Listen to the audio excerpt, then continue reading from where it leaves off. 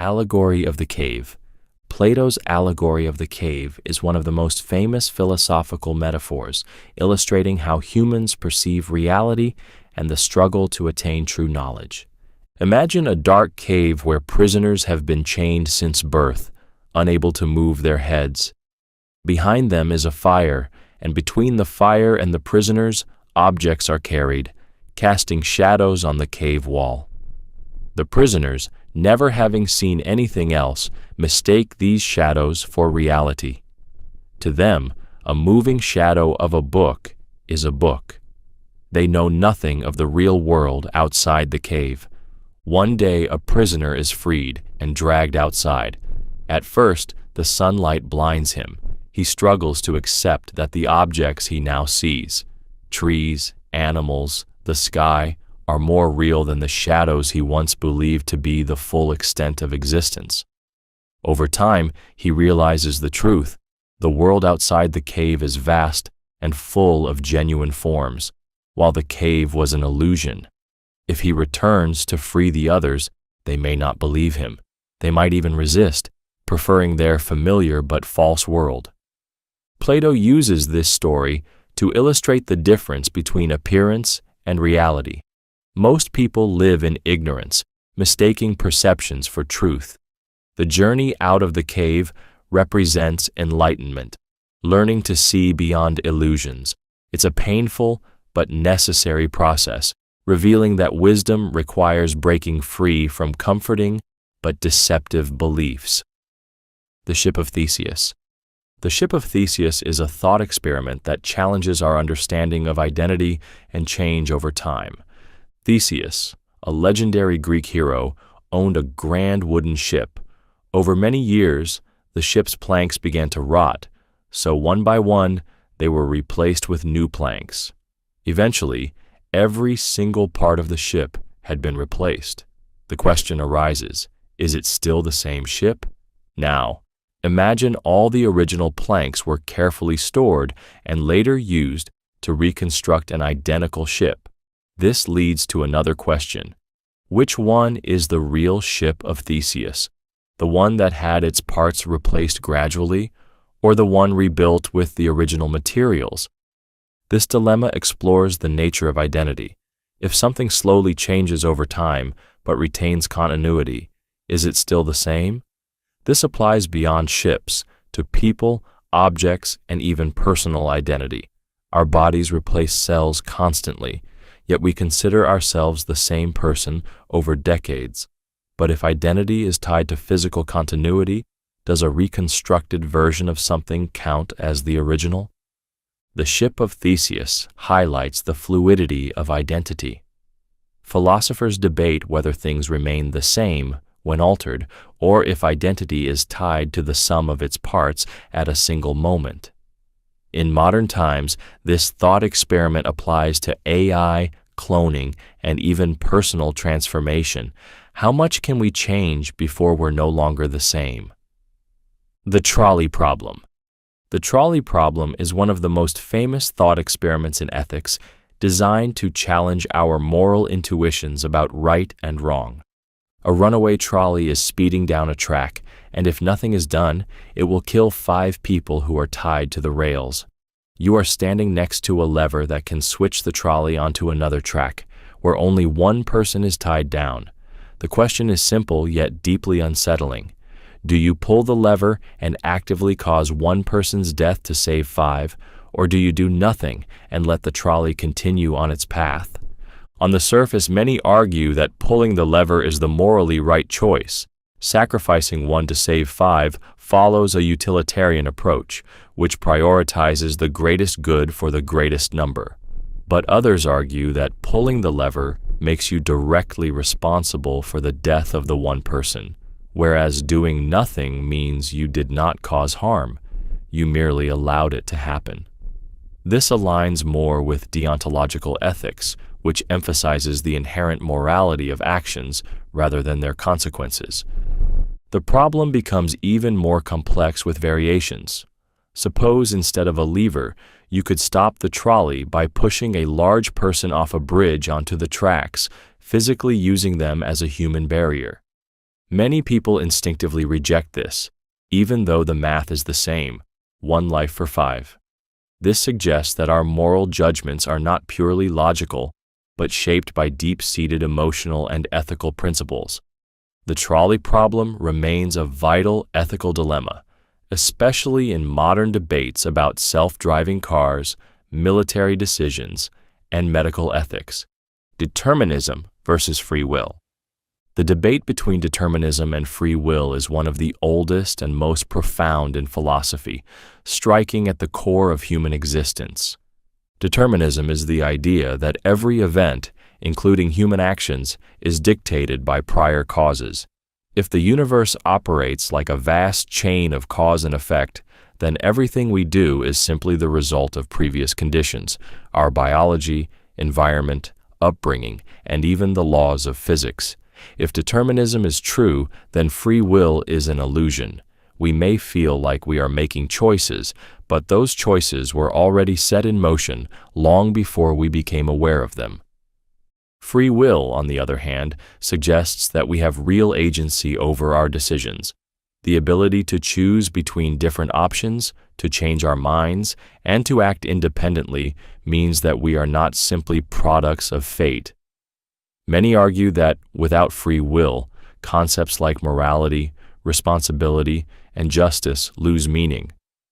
If someone had no choice but to commit a crime, can they truly be blamed for it? A middle ground is compatibilism, the idea that determinism and free will can coexist.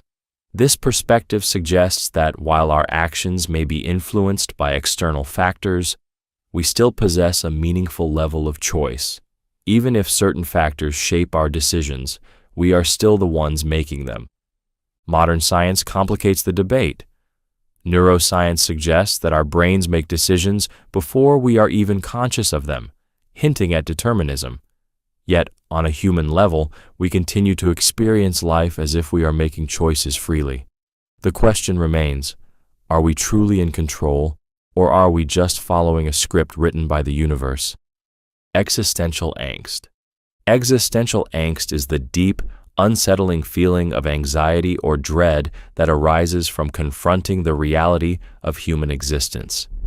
It's the moment when you realize that life has no predetermined meaning, that the universe is indifferent to your struggles, and that you alone are responsible for creating purpose in your life. This concept is central to existentialist philosophy, particularly in the works of thinkers like Søren Kierkegaard, Jean-Paul Sartre, and Martin Heidegger. Kierkegaard described it as the dizziness of freedom, the overwhelming realization that, unlike a stone or a tree, you are not bound by an inherent purpose. You must choose your own path, and with that freedom comes the terrifying responsibility of making the right choices. For Sartre, existential angst, or nausea, arises when we confront the absurdity of existence. Why are we here? Why does anything matter? We crave external validation, yet we are alone in our decisions.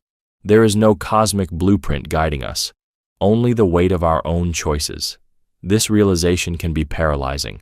Some try to escape it by clinging to religious dogma, societal expectations, or mindless distractions. But existentialists argue that the only true response is to embrace the freedom, to create meaning through authentic living, and to act with full ownership of one's existence. While existential angst can be unsettling, it is also liberating. It forces us to stop waiting for life to happen to us and instead actively shape it. Rather than seeing life's uncertainty as a curse, we can see it as an opportunity to define ourselves, to live with intention, and to make every moment count. Nihilism. Nihilism is the philosophical belief that life has no inherent meaning, value, or purpose. At its core, it rejects the idea that there is an objective moral order, a divine plan, or an ultimate truth governing existence. If nothing has intrinsic meaning, then everything, including morality, culture, and personal aspirations, is simply a human construct. This idea was famously explored by Friedrich Nietzsche, who proclaimed, "God is dead." He didn't mean this literally, but rather that traditional sources of meaning, religion, morality, and absolute truths were losing their power in the modern world. With this collapse, humanity faced a crisis. Without these structures, where do we find meaning? For Nietzsche, nihilism was dangerous, but also an opportunity. He warned against passive nihilism, where people sink into despair and meaninglessness. Instead, he called for active nihilism, a bold rejection of imposed values in favor of creating one's own purpose through strength and self-overcoming. Nihilism comes in many forms. Moral nihilism argues that concepts of right and wrong are subjective and arbitrary. Epistemological nihilism questions whether we can ever truly know anything. Existential nihilism, the most well-known form, claims that life itself lacks meaning. Critics of nihilism argue that it leads to despair, hedonism, or inaction. If nothing matters, why bother doing anything? But others see it as an opportunity for radical freedom. Without preordained purpose, we are free to define our own path, to live authentically, and to create our own values. Whether nihilism is a curse or a blank canvas for personal meaning depends entirely on how one chooses to respond to it. Solipsism. Solipsism is the philosophical idea that only one's own mind is certain to exist. Everything else, people, objects, even the entire universe, could be an illusion, existing only within your consciousness. If you have ever wondered, what if I'm the only real person and everyone else is just a projection of my mind? You've stumbled upon solipsism. At its core, solipsism questions whether we can ever truly know that anything beyond our subjective experience is real. After all, everything you perceive, colors, sounds, sensations, exists only within your mind as neural signals. You've never experienced the world directly. You only experience your mind's interpretation of it. If this is the case, what proof is there that anything external exists at all? Philosophers like René Descartes wrestled with this dilemma. His famous statement, cogito ergo sum, I think, therefore I am, was an attempt to ground certainty in at least one undeniable truth. The self that is thinking must exist. But beyond that, how do we prove the existence of anything else? Descartes ultimately invoked God as a guarantee that reality isn't a deception. Others, like George Berkeley, argued that existence is dependent on perception. Things exist because they are perceived, whether by us or by a higher being. Solipsism is an unsettling yet fascinating idea.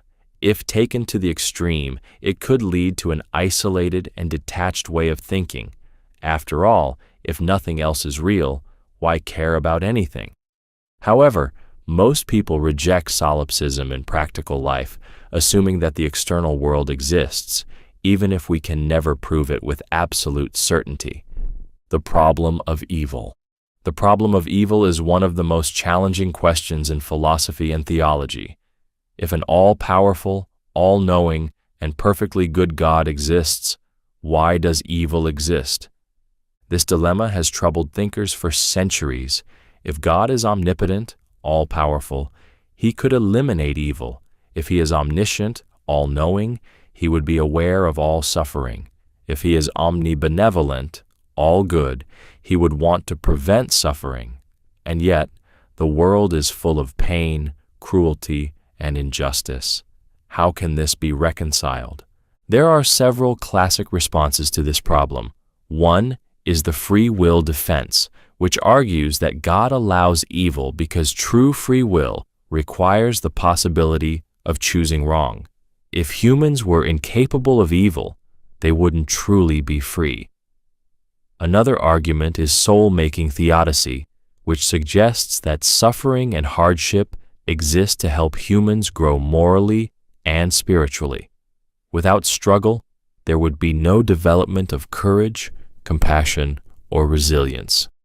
Some take a different approach and claim that human understanding is too limited to grasp divine justice. What appears as senseless suffering to us might serve a higher purpose beyond our comprehension. Others argue that evil is necessary as a contrast to good. Without darkness, would we appreciate light? Atheists and skeptics, however, argue that the sheer amount of suffering in the world, natural disasters, diseases, senseless violence, makes it unlikely that a benevolent God is in control. Some conclude that if a deity exists, it might not be omnipotent, omniscient, or perfectly good. The problem of evil remains a central challenge in philosophy of religion, raising fundamental questions about morality, human suffering, and the nature of the divine. Whether one sees it as an argument against God or as a test of faith depends on one's perspective. The paradox of the heap. The paradox of the heap, also known as the Sorites paradox, is a logical puzzle that challenges how we define vague concepts, particularly when gradual change leads to an unclear distinction between one state and another. Imagine you have a heap of sand. If you remove one grain, it's still a heap. Remove another and another. Surely it's still a heap. But what happens when you continue this process? At what exact point does it stop being a heap and become just a small pile, or even just scattered grains? Conversely, if you start with a single grain of sand and add one at a time, when does it officially become a heap? This paradox applies to more than just sand. Consider baldness. If a man loses one hair, he's not bald, but if he keeps losing them, at some unclear point, we begin to call him bald. Likewise, when does a fetus become a child? When does an old car become junk? When does a child become an adult? The paradox of the heap highlights a fundamental issue in human language and reasoning. Many concepts we rely on daily, heap, rich, tall, bald, are not sharply defined. The vagueness of these definitions leads to paradoxical situations. Some philosophers, like those in the school of fuzzy logic, argue that truth is not always binary, true or false, but exists on a spectrum. Others propose that our language simply lacks the precision needed to resolve such paradoxes. At its core, this paradox forces us to question how we categorize the world. If we cannot pinpoint where a transition occurs, does that mean our definitions are flawed? Or does reality itself resist clear boundaries? Dualism versus monism. The debate between dualism and monism is one of the oldest and most fundamental in philosophy, concerning the nature of reality and the relationship between the mind and the physical world. Dualism is the belief that reality consists of two fundamentally different substances: the physical, body, brain, matter, and the non-physical, mind, consciousness, soul. René Descartes was one of the most famous dualists, arguing that the mind and body are separate but interact. He saw the mind as something immaterial, a thinking entity, while the body was simply a machine obeying physical laws.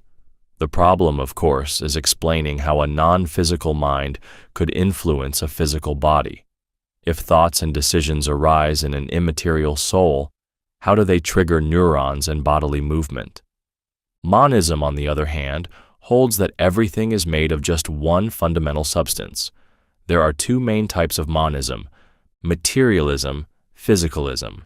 Everything, including thoughts and consciousness, arises from physical processes in the brain. According to this view, what we call mind is just brain activity, neurons firing, chemical reactions, and electrical signals. Idealism. Reality is entirely mental. Some philosophers, like George Berkeley, argued that the physical world only exists as perceptions in our minds. There is no external material reality, only consciousness and experiences. Both positions have deep implications. If dualism is true, then consciousness might exist beyond the body, opening the door to ideas like the afterlife or souls.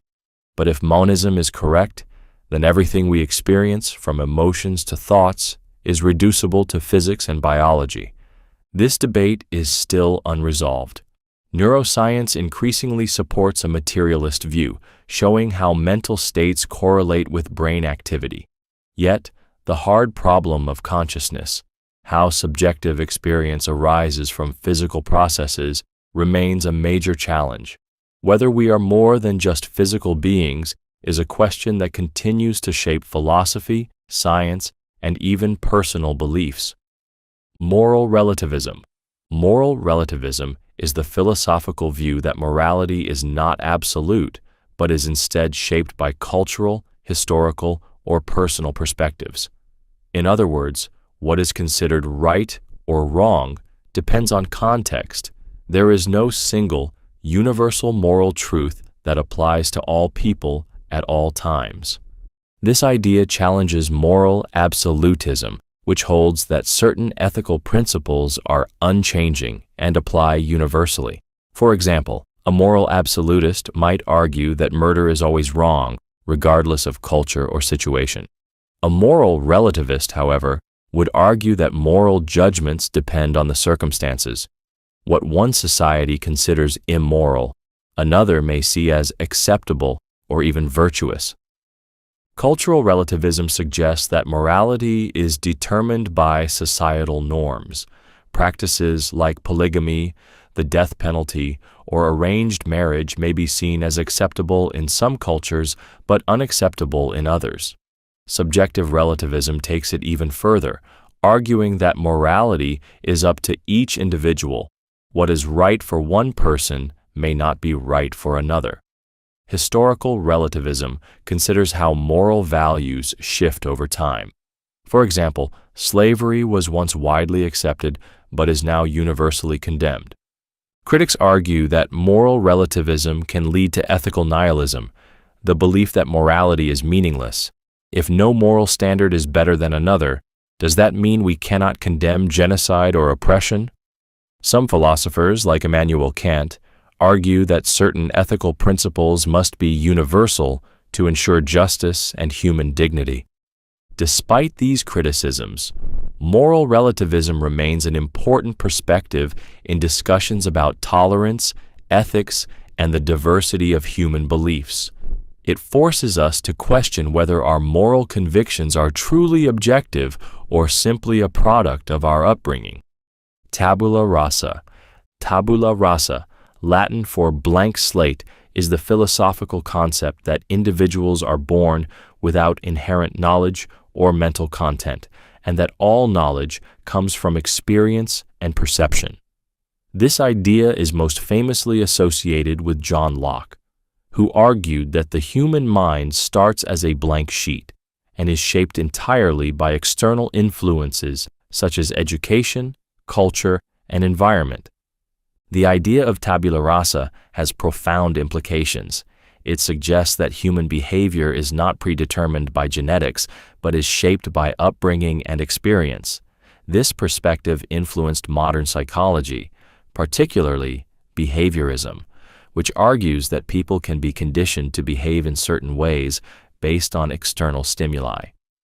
It also underlies many ideas about education, emphasizing the role of learning and environment in shaping intelligence and character. However, modern science complicates this view.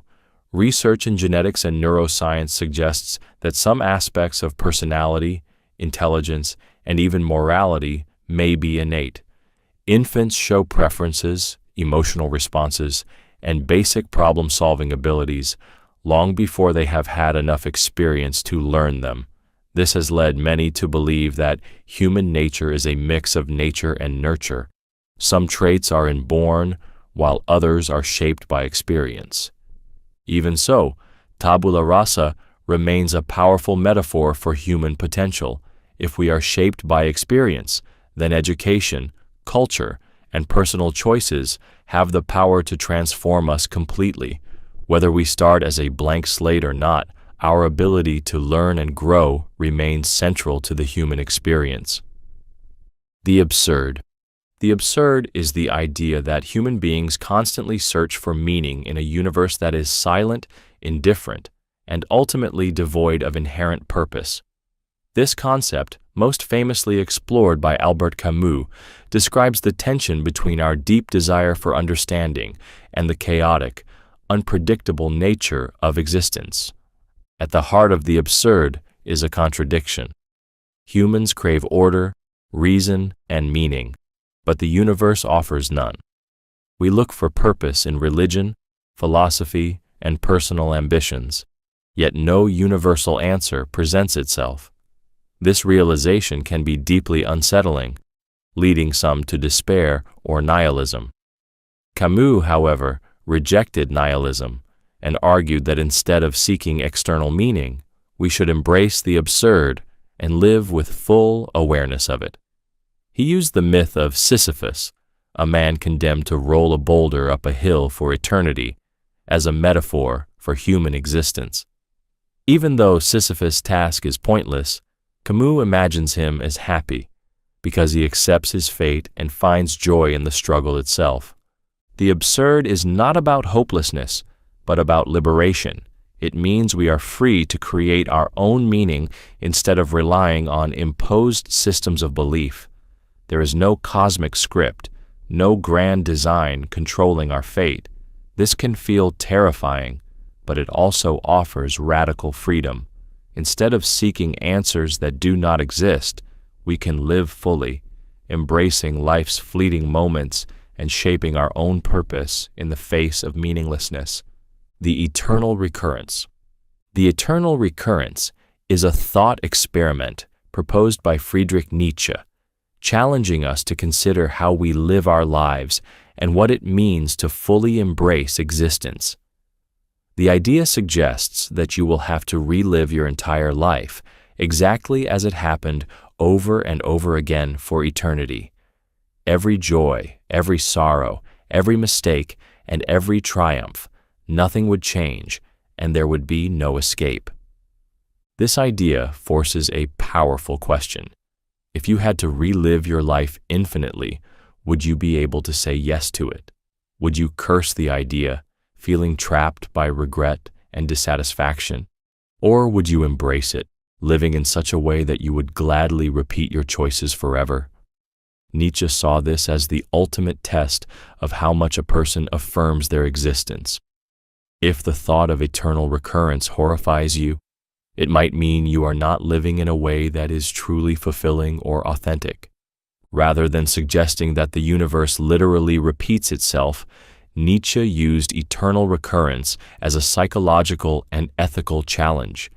It forces us to ask ourselves whether we are living a life we would be willing to experience endlessly.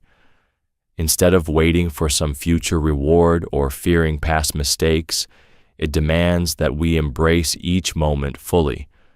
For Nietzsche, the ideal response to this challenge is the amor fati, the love of fate, to affirm life completely, to say yes to all experiences, even suffering, is the highest form of strength. Eternal recurrence is not about fear, but about responsibility. If life has no external meaning beyond what we give it, then we must live in such a way that we would joyfully repeat our existence forever. Social contract theory. Social contract theory is the idea that societies are formed through an implicit or explicit agreement between individuals and their governing institutions. It suggests that people give up some personal freedoms in exchange for security, order, and the benefits of living in a structured community. Without this agreement, life would be chaotic and governed only by brute force. This idea is central to political philosophy and has been explored by thinkers like Thomas Hobbes, John Locke, and Jean-Jacques Rousseau. Hobbes believed that in a state of nature, a world without laws or government, life would be solitary, poor, nasty, brutish, and short. To escape this anarchy, people agree to obey a ruler or governing body, even if it means surrendering some of their freedoms. Locke, on the other hand, argued that the social contract exists to protect natural rights, such as life, liberty, and property. If a government fails to protect these rights, the people have a right to rebel. Rousseau took a different approach, believing that true legitimacy comes only when people collectively participate in shaping the laws they live under. At its core, Social contract theory is about the balance between individual freedom and societal order. It asks, how much control should a government have? What do we owe each other as members of a society? And when, if ever, is it justified to break the contract? This theory remains highly relevant in modern debates about justice, democracy, and human rights, as it underpins our understanding of law, governance, and citizenship. The Veil of Ignorance. The Veil of Ignorance is a thought experiment proposed by philosopher John Rawls to determine what a truly fair society would look like. It challenges us to design a just system without knowing where we personally would end up within it. Imagine that before you are born, you are behind a veil of ignorance that hides your future identity. You do not know whether you will be rich or poor, male or female, healthy or disabled, part of the majority or a marginalized group. Since you have no idea where you will land in society, you must create rules that are fair for everyone. Would you design a world where the rich have all the power and the poor suffer if there's a chance you might be born into poverty? Would you allow discrimination if you might end up in the group being discriminated against? Rawls argued that under these conditions, rational people would choose principles of justice that ensure fairness for all. They would prioritize basic freedoms, equal opportunities, and protections for the most vulnerable, since they might end up among them. This leads to what he calls justice as fairness, a system that does not favor any particular group, but instead seeks to create an equitable society. The veil of ignorance remains a powerful tool for thinking about ethics and policy. It forces us to step outside our personal biases and consider what is fair from a truly neutral perspective. It is widely used in discussions about economic inequality, healthcare, human rights, and social justice, offering a simple yet profound way to evaluate the fairness of any system. The is-ought problem. The is-ought problem, also known as Hume's guillotine, is a philosophical challenge introduced by David Hume, questioning whether moral or prescriptive statements, ought, can be logically derived from factual or descriptive statements, is. Hume observed that many arguments about morality and ethics attempt to derive what should be done based on observations of how things are. For example, someone might argue that because humans have historically lived in hierarchical societies, they ought to continue doing so. However, Hume pointed out that there is a fundamental gap between stating a fact about the world and prescribing a moral rule. Just because something is a certain way does not mean it should be that way. This problem has profound implications for ethics.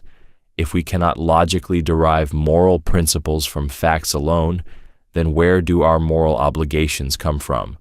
Are they purely subjective, or do they have an independent foundation? Some philosophers argue that reason alone cannot establish moral truths, while others attempt to bridge the gap through social contracts, human well-being, or religious doctrine. The is-ought problem forces us to examine our ethical reasoning carefully. It reminds us that just because something is natural or traditional does not automatically make it right. Many moral arguments require additional justification beyond simple observations about the world. This distinction remains a cornerstone of modern debates in ethics, law, and political philosophy, urging us to think critically about whether our moral conclusions are logically justified. Hedonism. Hedonism is the philosophical belief that pleasure is the highest good and the ultimate goal of human life. It argues that what is morally right or worthwhile is determined by what brings the most pleasure and the least pain. At its core, hedonism is based on the simple idea that happiness is the primary measure of a good life. Ancient Greek philosophers like Epicurus championed a refined form of hedonism, emphasizing not just fleeting physical pleasures, but long-term well-being and tranquility. Epicurean hedonism suggests that true pleasure comes from a balanced life, free from unnecessary desires, fears, and pain. This contrasts with crude or extreme hedonism, which seeks immediate gratification regardless of the consequences. In contrast, critics argue that a purely hedonistic lifestyle can be shallow or self-destructive. If pleasure is the only goal, does that mean we should avoid challenges, responsibilities, or sacrifices? Some philosophers, like Immanuel Kant, rejected hedonism entirely, arguing that morality should be based on duty and principles, not just pleasure. Others, like John Stuart Mill, refined hedonism into utilitarianism, suggesting that the best actions are those that maximize happiness for the greatest number of people rather than just the individual. Hedonism remains a powerful and controversial idea. It raises questions about what makes life meaningful and whether pleasure alone is a sufficient measure of fulfillment. While hedonism encourages us to seek joy and avoid suffering, it also forces us to consider whether a life devoted solely to pleasure is truly a life well lived. Pascal's wager. Pascal's wager is a famous argument by the mathematician and philosopher Blaise Pascal that attempts to justify belief in God, not through evidence, but through a pragmatic cost-benefit analysis. Instead of asking whether God exists, Pascal asks, what do you stand to gain or lose by believing or not believing?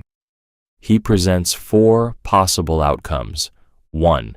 If God exists and you believe, you gain infinite reward, heaven.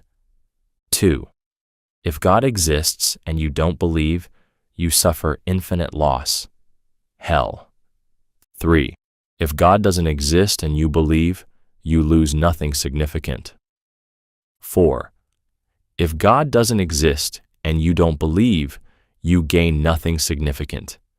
Since belief in God could result in infinite reward while disbelief risks infinite punishment, Pascal argues that the rational choice is to believe, even if the probability of God's existence is uncertain. The potential gain outweighs any possible loss. Critics challenge this argument in several ways. One objection is the many gods problem. Pascal assumes a specific kind of God, but what if another deity rewards disbelief instead?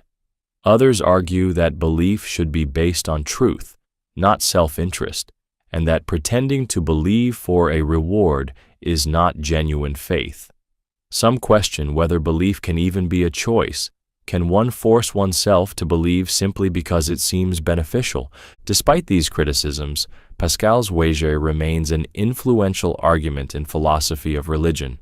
It shifts the discussion from proving God's existence to considering the consequences of belief and doubt, making it a pragmatic rather than purely theological question.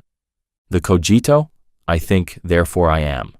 The cogito, famously stated by René Descartes as cogito, ergo sum, I think therefore I am, is one of the most foundational statements in philosophy. It serves as Descartes' ultimate proof of existence and the starting point for his method of doubt. Descartes set out to find absolute certainty by questioning everything he could possibly doubt. He realized that he could be deceived by his senses, misled by dreams, or even manipulated by an evil demon feeding him false perceptions. If everything he perceived could be an illusion, how could he know anything for sure? One thing, however, was undeniable.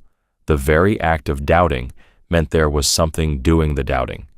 Even if all external reality was an illusion, the experience of thinking was real. He concluded that even in the most extreme skepticism, one fact remained beyond doubt: his own existence as a thinking being. The cogito is significant because it establishes a foundation for knowledge.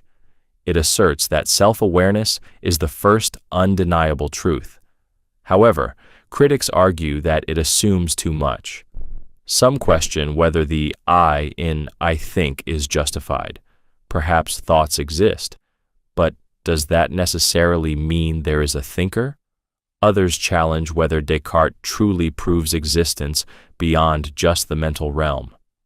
Despite these debates, Cogito, ergo sum remains a powerful starting point for epistemology. It is a reminder that no matter how uncertain the world may seem, consciousness itself is the one thing we cannot doubt, the Euthyphro dilemma. The Euthyphro dilemma is a philosophical problem raised by Socrates in Plato's dialogue Euthyphro, which challenges the foundation of morality in relation to divine authority. The dilemma asks, is something good because the gods command it, or do the gods command it because it is good? If something is good simply because the gods command it, then morality becomes arbitrary. The gods could declare murder or cruelty as morally good, and we would have no standard by which to challenge them. This suggests that morality is not based on any inherent truth, but merely on divine preference, which could, in theory, change at any time. On the other hand, if the gods command something because it is already good, then morality exists independently of divine authority. This means that even the gods must follow moral truths that exist beyond them. However, this raises another problem.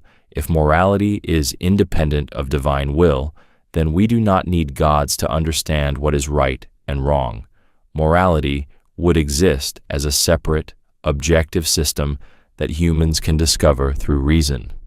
This dilemma remains a critical issue in philosophy of religion and ethics. It challenges the idea that morality comes solely from divine command, and instead suggests that moral reasoning must go beyond simply obeying authority. Some religious philosophers attempt to resolve the dilemma by arguing that God's nature itself is inherently good, meaning that his commands are neither arbitrary nor external. However, for many, the Euthyphro dilemma remains an open question that forces deeper reflection on the origins of morality. The golden mean. The golden mean is Aristotle's concept of virtue as the balance between extremes. Rather than seeing morality as rigid rules, Aristotle believed that ethical behavior lies in finding the right balance between excess and deficiency. For example, courage is a virtue, but too little courage, cowardice, is a flaw, just as too much courage, recklessness, is also harmful. Similarly, generosity is good, but being overly stingy is selfish, while being overly extravagant is wasteful. The key to ethical living, according to Aristotle, is developing practical wisdom, phronesis, to recognize where the balance lies in any given situation. The golden mean is not about mediocrity or always choosing the middle ground, but about achieving harmony and self-mastery. It recognizes that virtues are context-dependent and that people must cultivate good habits to make balanced decisions. A person who is naturally shy may need to push themselves toward boldness, while someone who is naturally aggressive may need to cultivate patience. This idea has profound implications beyond personal ethics. It applies to leadership, relationships, and even politics. Extremes often lead to instability, while a well-balanced approach fosters long-term success. The golden mean encourages individuals to develop character and self-awareness rather than blindly following rigid rules. Aristotle's ethical framework remains influential today, shaping modern discussions about virtue ethics. While other ethical systems focus on rules or consequences, the golden mean emphasizes moral growth and the cultivation of a well-rounded, virtuous life. Occam's razor. Occam's razor is a philosophical principle that states, the simplest explanation is usually the best one. It is a tool for logical reasoning that suggests that, when faced with multiple competing explanations, we should prefer the one that makes the fewest assumptions.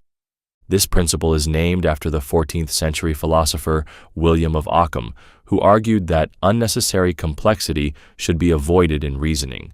The idea is not that the simplest explanation is always correct, but that adding extra assumptions without evidence only increases the chances of error. For example, if you hear hoofbeats outside, it is more reasonable to assume they come from a horse rather than a zebra, unless you have specific reasons to believe otherwise. Occam's razor is widely applied in science, philosophy, and everyday decision-making. In science, it helps formulate theories with the fewest assumptions, ensuring they are testable and not needlessly complicated. For instance, if two scientific models explain a phenomenon equally well, the one with fewer speculative elements is generally preferred. In medicine, it guides diagnoses. Doctors typically look for common illnesses before considering rare or exotic conditions. However, critics caution that simplicity alone does not guarantee truth.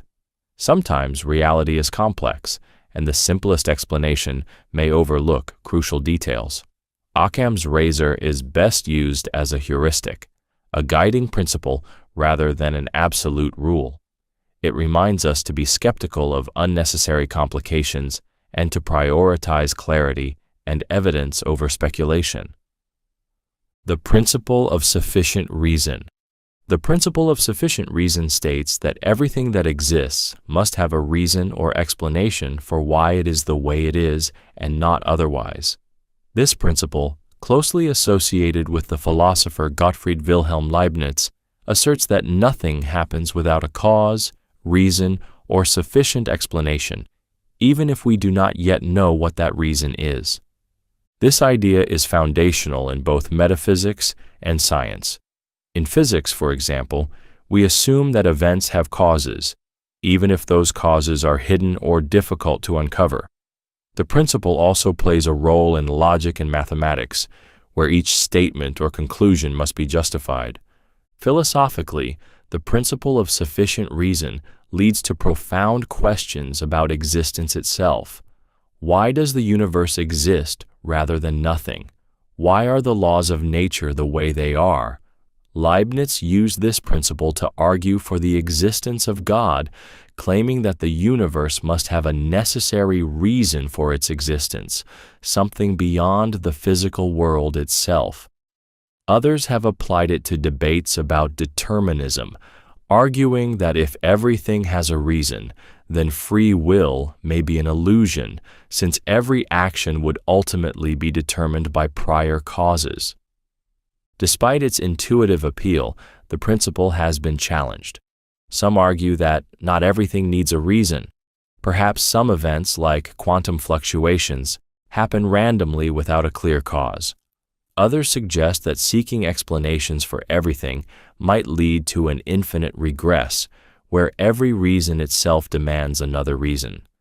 Whether fully accepted or not, the principle of sufficient reason remains a powerful idea that underpins how we seek to understand the world. It drives scientific inquiry, philosophical debate, and our natural human instinct to ask, why? The Gettier problem. The Gettier problem is a philosophical challenge to the traditional definition of knowledge, showing that a person can have a justified true belief without actually having knowledge. This problem, introduced by Edmund Gettier in 1963, shook the foundations of epistemology and forced philosophers to rethink what it means to know something. For centuries, knowledge was commonly defined as justified true belief, JTB. According to this definition, if you believe something, have good reasons to support it, and it happens to be true, then you know it. However, Gettier demonstrated that this definition is incomplete by presenting cases where someone has a belief that is both justified and true, but still does not seem like knowledge. Consider an example. Suppose you have a friend, Sarah, who owns a red car. One day you see her driving a red car, so you conclude Sarah owns a red car. However, unknown to you, Sarah actually sold her car the day before, and the car you saw her driving was a rental. Coincidentally, though, Sarah did buy another red car earlier that morning. Your belief is true, and you had justification for it. But was it really knowledge? It seems more like a lucky guess that happened to be correct. Gettier-style problems reveal that mere justification and truth are not enough for knowledge. There must be something more, perhaps an absence of luck, stronger evidence, or a different way of justifying beliefs. The Gettier problem remains an open question in philosophy, prompting new theories about what separates real knowledge from mere coincidence. The categorical imperative. The categorical imperative is Immanuel Kant's central principle of morality, stating that ethical actions must be universal and based on duty rather than consequences. Unlike utilitarianism, which judges actions by their outcomes, Kantian ethics argues that morality is about following absolute rules that apply to everyone, regardless of circumstances. Kant formulated the categorical imperative in different ways, but the most famous version is, act only according to that maxim, whereby you can at the same time will that it should become a universal law. In simpler terms, before taking any action, ask yourself, what if everyone did this? If the action would lead to a contradictory or undesirable world, then it is morally wrong. For example, suppose you are tempted to lie to get out of trouble. Applying the categorical imperative, you must ask, what if everyone lied when it was convenient? If lying became universal, trust would collapse and communication would become meaningless. Since this would create a self-defeating world, lying is immoral. Another key formulation of the categorical imperative is, treat humanity, whether in yourself or in others, always as an end, never merely as a means. This means that people should never be used as tools for selfish purposes, exploiting others for personal gain, manipulating people, or treating them as disposable violates their dignity as rational beings. Kant's ethics emphasize duty, respect, and moral consistency, while some criticize it for being too rigid, since it does not allow exceptions based on circumstances. It remains one of the most influential moral theories. The categorical imperative challenges us to act with integrity and to ensure that our moral principles could hold for all people at all times. The mind-body problem. The mind-body problem is one of the oldest and most fundamental questions in philosophy. What is the relationship between the mind and the body? Are they separate substances, or is the mind just a function of the brain? How do thoughts, emotions, and consciousness arise from physical matter? This problem was most famously explored by René Descartes, who argued for dualism, the idea that the mind and body are two distinct substances. According to Descartes, the body is physical, governed by the laws of nature, while the mind or soul is immaterial, capable of thought and self-awareness. The challenge for dualism is explaining how these two substances interact. If the mind is non-physical, how does it influence the body? How does a thought like, I want to raise my hand, result in physical movement? In contrast, monism argues that mind and body are not separate. Materialism, physicalism, the dominant scientific view today, claims that everything, including thoughts and emotions, can be explained by brain activity. According to this view, consciousness arises from neurons firing in complex patterns, and the mind is simply what the brain does. However, this leads to the hard problem of consciousness. Why do certain brain processes give rise to subjective experience? A computer processes information, but it does not feel anything. Why does the human brain create the sensation of being alive? Other theories attempt to bridge the gap. Panpsychism suggests that consciousness is a fundamental property of the universe, present even in the smallest particles.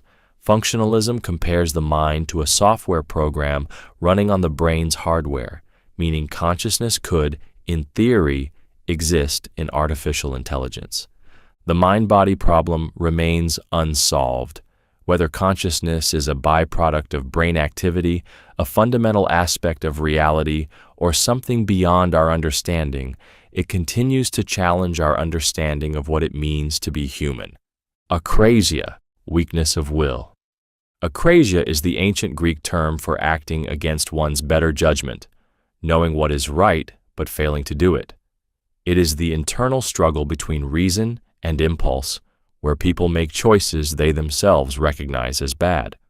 Plato and Aristotle both explored akrasia, questioning why rational beings sometimes fail to follow reason. Suppose you decide to eat healthy, yet late at night you binge on junk food.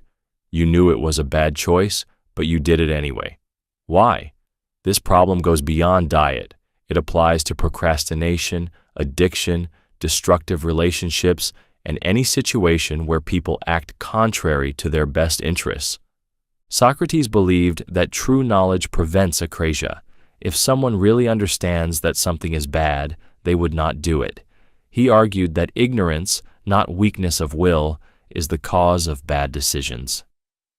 Aristotle disagreed, arguing that people can know what is best, but still be swayed by emotions and desires. He saw akrasia as a failure of self-control rather than ignorance. Modern psychology supports Aristotle's view. Studies in cognitive bias, habit formation, and self-discipline show that willpower is limited and easily undermined by stress, temptation, or fatigue. The brain often prioritizes short-term pleasure over long-term well-being. Understanding akrasia is key to improving self-discipline. Strategies like habit building, delayed gratification, and mindfulness can help overcome it. Whether in philosophy or daily life, akrasia remains a central challenge. Knowing what is right is one thing, but consistently doing it is another. Dialectical materialism. Dialectical materialism is the philosophical framework developed by Karl Marx and Friedrich Engels to explain how history, society, and economic structures evolve through conflict and material conditions. It is rooted in two key ideas: dialectics, the process of change through contradictions, and materialism, the belief that material conditions, such as economy, labor, and production, shape human society rather than ideas or spiritual forces. At its core, dialectical materialism argues that history progresses through class struggle. Marx saw society as driven by contradictions between opposing economic classes, for example, between feudal lords and peasants, or between capitalists and workers. These conflicts create tensions that ultimately lead to revolutionary change. In capitalism, the contradiction lies in how wealth is produced by workers but controlled by the owners. Marx predicted that this would lead to inevitable struggle and the eventual rise of a classless communist society.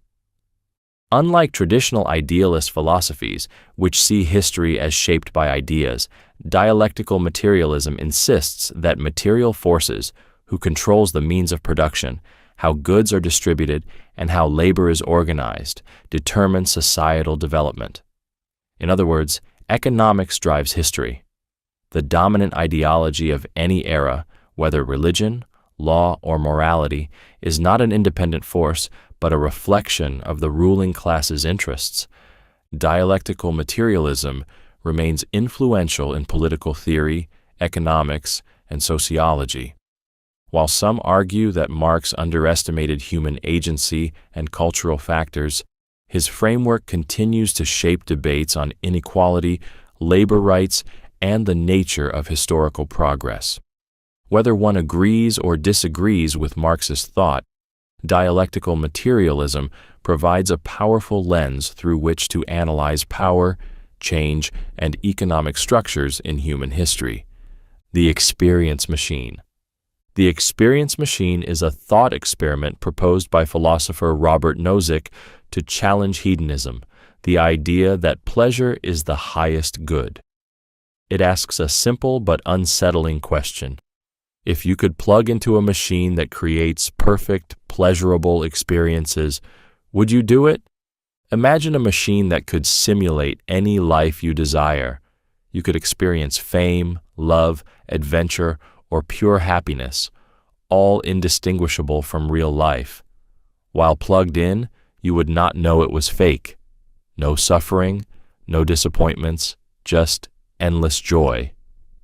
Given that hedonism suggests pleasure is the ultimate goal, wouldn't the rational choice be to stay plugged in forever? Nozick argues that most people would reject the machine, proving that we value more than just pleasure. We want reality, even if it is imperfect. People care about being connected to truth, having genuine achievements, and living authentic lives, not just experiencing an illusion of happiness. This suggests that meaning, autonomy, and personal growth are more important than mere pleasure. The experience machine raises deep questions about human nature. It forces us to ask, what makes life worth living?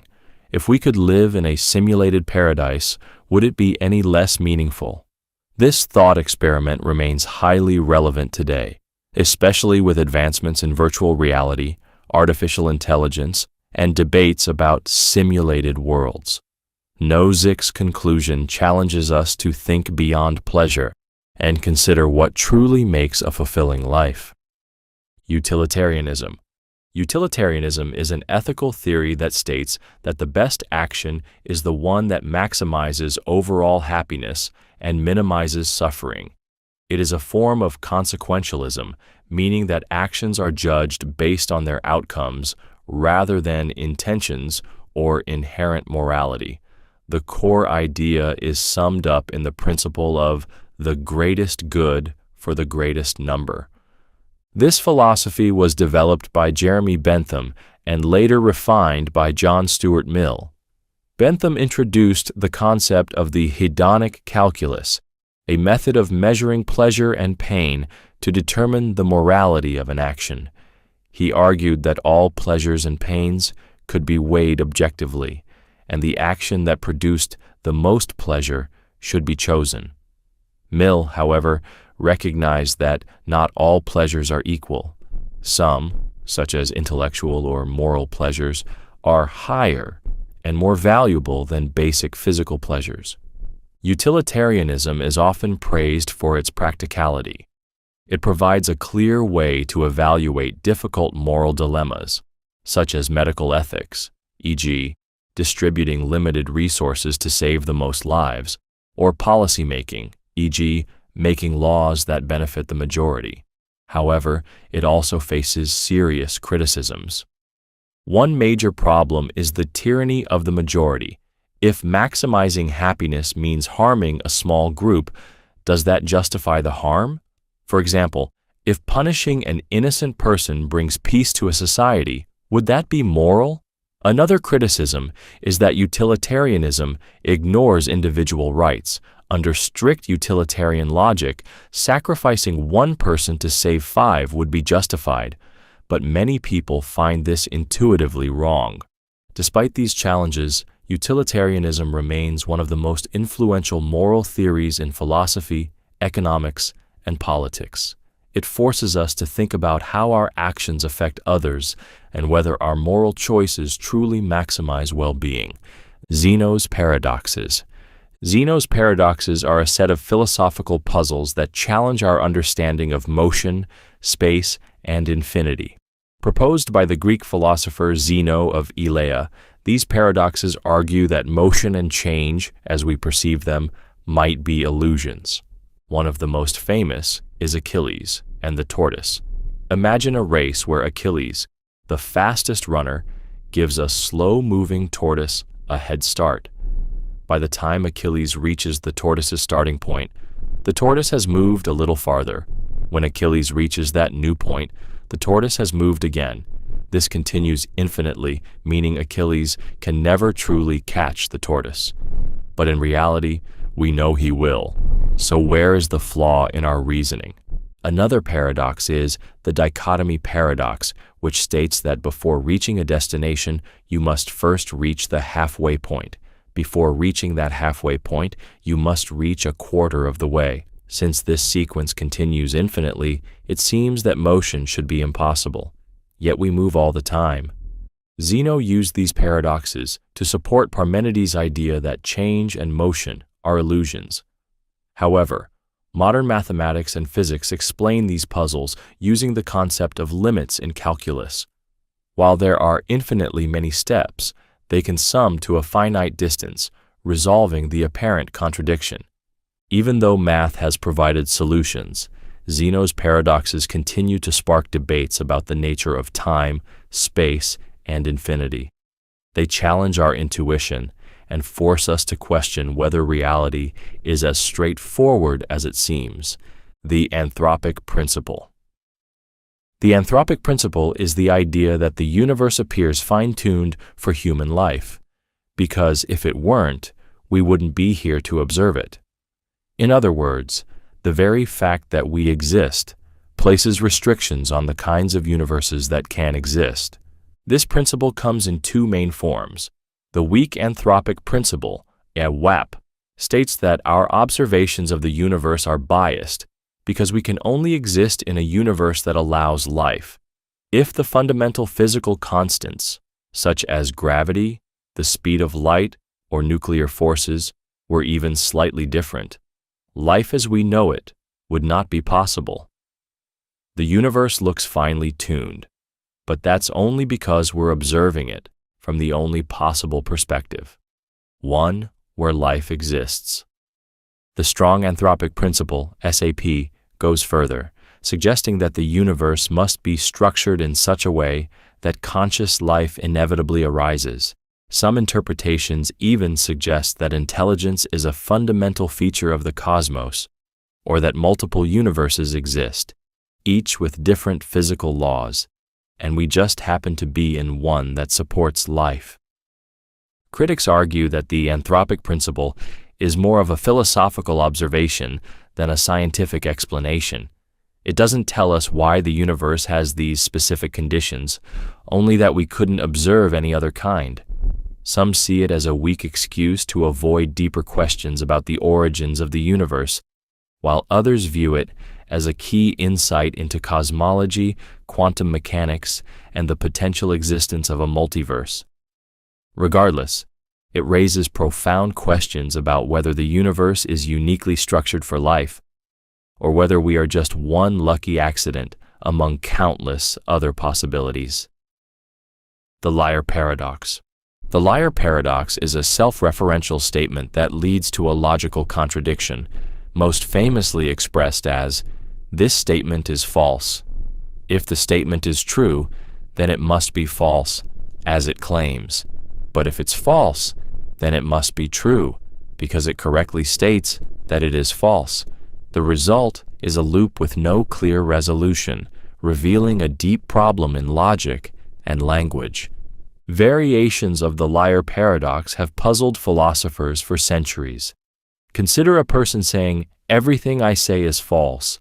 If that statement is true, then everything they say, including that statement, is false, creating a contradiction. Similarly, if a sign reads, "Ignore this sign," should you follow its instructions or ignore them? This paradox challenges the foundations of logic, mathematics, and language. It was a significant issue for Bertrand Russell, who encountered similar contradictions while developing set theory. It also influenced Gödel's incompleteness theorems, which show that in any formal system of logic, there will always be statements that are true but unprovable. Possible solutions include rejecting self-referential statements as meaningless, creating new logical categories to handle paradoxes, or acknowledging that truth may not always be binary, true or false, but may exist on a spectrum. The liar paradox remains an essential problem in philosophy, forcing us to rethink the limits of language, logic, and meaning itself. The problem of induction. The problem of induction is a fundamental challenge in epistemology, first clearly articulated by David Hume. It questions whether we can justify our reliance on past experiences to predict the future. In simple terms, just because something has happened repeatedly in the past, does that mean it will continue to happen in the future? Hume pointed out that much of human reasoning is based on inductive inference, drawing general conclusions from specific observations. For example, we assume the sun will rise tomorrow because it has risen every day before. But how do we know this? We don't have absolute proof, only past experience. Hume argued that this reasoning is circular.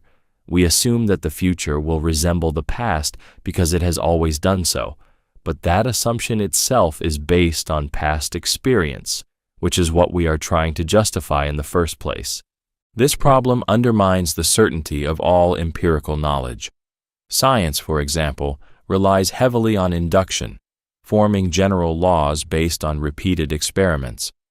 But if induction itself has no logical foundation, does that mean all scientific conclusions are uncertain? Philosophers have proposed solutions, such as pragmatism, arguing that induction works well in practice, so we should use it anyway, or probabilistic reasoning, suggesting that while induction isn't logically certain, it is highly likely to be reliable. However, the problem of induction remains unresolved, reminding us that much of what we know about the world is based not on certainty, but on habit and expectation. Falsificationism. Falsificationism is a scientific philosophy proposed by Karl Popper as a response to the problem of induction. Instead of trying to prove theories true through repeated observations, Popper argued that scientific progress depends on our ability to prove theories false. According to falsificationism, a scientific theory is only meaningful if it can be tested and potentially proven wrong. For example, if a theory states, all swans are white, then observing thousands of white swans does not prove the theory, but finding a single black swan does disprove it. This is why Popper rejected verificationism, the idea that science should focus on confirming theories, in favor of falsifiability as the true standard of science. Falsificationism separates science from pseudoscience. A good scientific theory makes bold predictions that could, in principle, be tested and refuted. By contrast, pseudosciences like astrology or Freudian psychology often explain away counterexamples rather than accepting that their theories could be wrong. If a theory can accommodate any possible observation, it is not scientific because it is not falsifiable. However, falsificationism has its own challenges. In real science, theories are rarely discarded after one failed experiment. Scientists often revise or refine them. Additionally, some fields, like quantum mechanics or cosmology, deal with entities that cannot always be directly tested. Despite these issues, falsification remains one of the most important principles in the philosophy of science, shaping how we distinguish real scientific inquiry from speculation and unfounded belief. The butterfly effect. The butterfly effect is the idea that small changes in initial conditions can lead to vastly different outcomes in complex systems. It comes from chaos theory and was popularized by meteorologist Edward Lorenz, who discovered that tiny variations in atmospheric conditions could drastically alter weather predictions. The name comes from the poetic idea that a butterfly flapping its wings in Brazil could, through a chain of small, unpredictable changes, set off a tornado in Texas. This principle challenges our intuitive belief that small causes produce small effects. In reality, many systems, weather patterns, ecosystems, economies, even human lives, are highly sensitive to small inputs. A minor decision, like choosing one job over another, might set off a sequence of events that alters your entire life. The butterfly effect also has philosophical implications, particularly regarding free will and determinism. If the future is shaped by countless small factors beyond our control, can we ever truly predict or control our destiny? It also raises questions about responsibility. If small actions can lead to massive consequences, how much control do we really have over outcomes? While the butterfly effect emphasizes unpredictability, it does not mean events are random. Instead, it highlights that even deterministic systems, where outcomes follow laws of nature, can be so complex that they seem chaotic. This concept is widely used in physics, economics, psychology, and storytelling, suggesting that even the smallest actions might carry unimaginable significance. the Sorites paradox. The Sorites paradox, also known as the paradox of the heap, challenges our understanding of vague concepts and gradual change. It asks, how many grains of sand make a heap? Imagine you have a heap of sand. If you remove one grain, it is still a heap. If you remove another, it remains a heap. But if you continue this process, at some point, you are left with only a few grains. When did it stop being a heap? Conversely, if you start with one grain and add more, at what exact point does it become a heap? This paradox exposes the problem of vagueness in language. Many concepts, baldness, wealth, tallness, have no clear boundary. If a person loses hair gradually, when do they become bald? If you save a little money at a time, when do you become rich? These concepts rely on arbitrary thresholds rather than precise definitions. Philosophers have proposed several solutions. Fuzzy logic suggests that truth is not binary, true or false, but exists on a spectrum. Others argue that while the boundaries are unclear, we can still use approximate reasoning in everyday life. Some reject the paradox entirely, claiming that language is naturally imprecise and trying to force absolute definitions onto vague concepts is a mistake. The Sorites paradox is more than a linguistic puzzle. It has real-world implications. It applies to law. When does a minor crime become serious? Ethics. When does a lie become unacceptable? And identity. How much change can a person undergo and still be the same person? The paradox forces us to confront the limits of human reasoning and challenges us to think more carefully about how we define the world around us. The lottery paradox.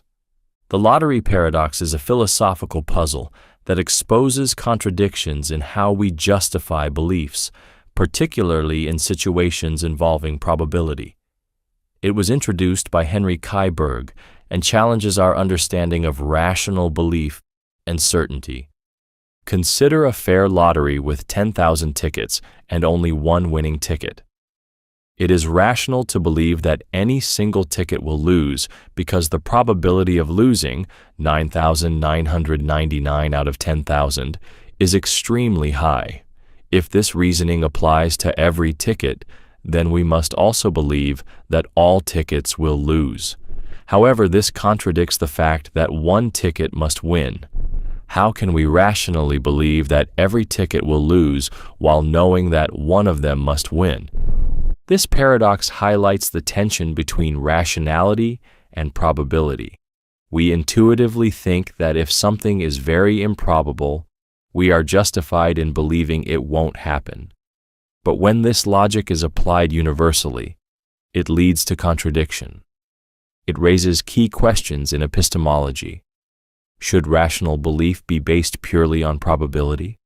Can we ever be justified in believing something that is not certain?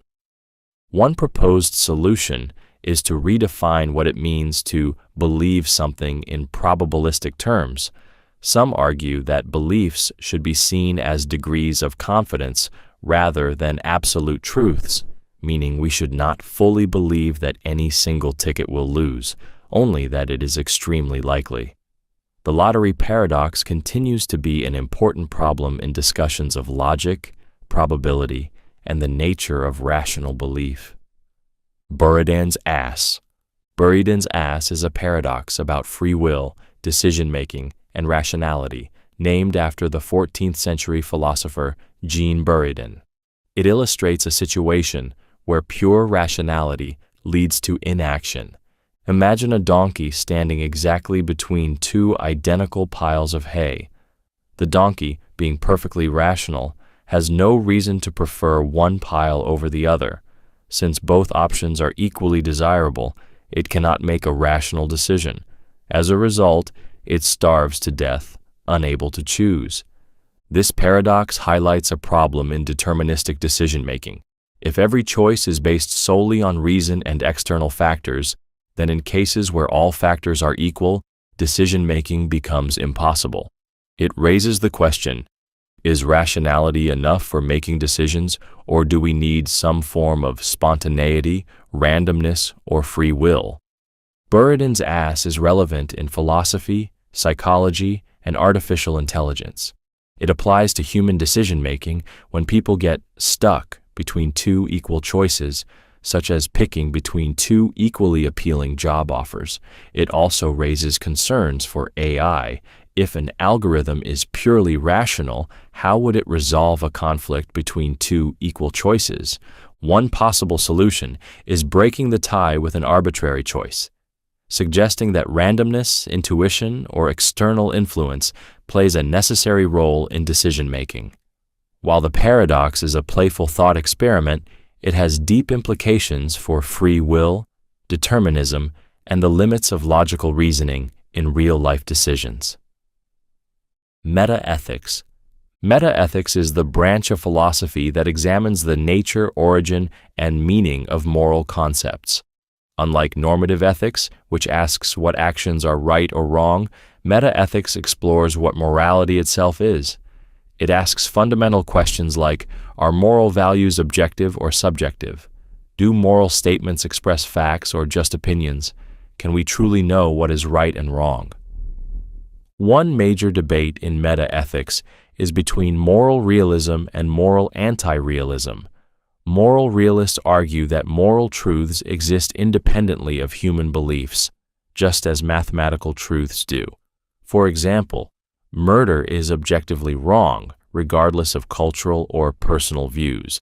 In contrast, moral anti-realists claim that morality is constructed by humans and has no objective existence outside of our perceptions. According to this view, moral rules are more like social agreements than universal truths. Another key debate is between cognitivism and non-cognitivism. Cognitivists believe that moral statements, e.g., stealing is wrong, express factual claims that can be true or false. Non-cognitivists, however, argue that moral statements are more like expressions of emotion or commands. When someone says, stealing is wrong, they are not stating a fact, but expressing disapproval or discouraging theft. Metaethics also examines how we justify moral beliefs. Are moral values based on reason, emotions, or societal conventions? Some philosophers argue that morality is grounded in rational principles, while others believe it emerges from evolutionary and psychological factors. The study of metaethics is crucial because it influences how we approach ethical dilemmas. If morality is objective, then moral debates can have definitive answers. But if morality is subjective, ethical disagreements may never be fully resolvable. By questioning the foundations of moral reasoning, metaethics forces us to think deeply about what it really means to be good or bad. The argument from illusion. The argument from illusion is a philosophical problem that challenges the reliability of our senses by pointing out that perception is not always accurate. It suggests that if we sometimes experience illusions or hallucinations, then how can we ever be certain that our senses are telling us the truth? For example, when a stick is half submerged in water, it appears bent, even though it is actually straight. A distant object might look smaller than it really is, and a mirage might make us see water where there is none. If our senses deceive us in these cases, how do we know they are not deceiving us all the time? This leads to a deeper question. Do we perceive reality as it truly is, or do we only experience distorted representations of it? This argument has been used by skeptics to question the possibility of absolute knowledge. René Descartes famously used a similar argument in his Meditations, suggesting that if our senses can mislead us, we should doubt all sensory-based knowledge. He extended this skepticism with the idea of an evil demon, a hypothetical being that could be deceiving us into believing a completely false reality. In response, indirect realists argue that we do not perceive the external world directly, but rather through mental representations of it. Idealists, like George Berkeley, go even further, claiming that reality itself is nothing more than perceptions in the mind. the argument from illusion remains relevant in modern philosophy and cognitive science, as it ties into discussions about virtual reality, simulation theory, and the nature of consciousness. It raises the unsettling possibility that what we take as reality might just be an elaborate illusion shaped by the limitations of our perception. The open question argument. The open question argument, proposed by G.E. Moore in his 1903 book Principia Ethica, is a powerful critique of ethical naturalism, the idea that moral properties, such as good or right, can be defined in terms of natural properties, such as pleasure, survival, or evolutionary benefit.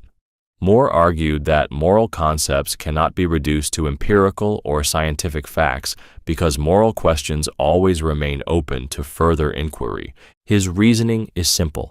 Suppose someone claims that good is the same as pleasure. We can then ask, is pleasure really good? If this question makes sense, then good and pleasure cannot be identical, because if two terms are truly synonymous, questioning their equivalence would be meaningless.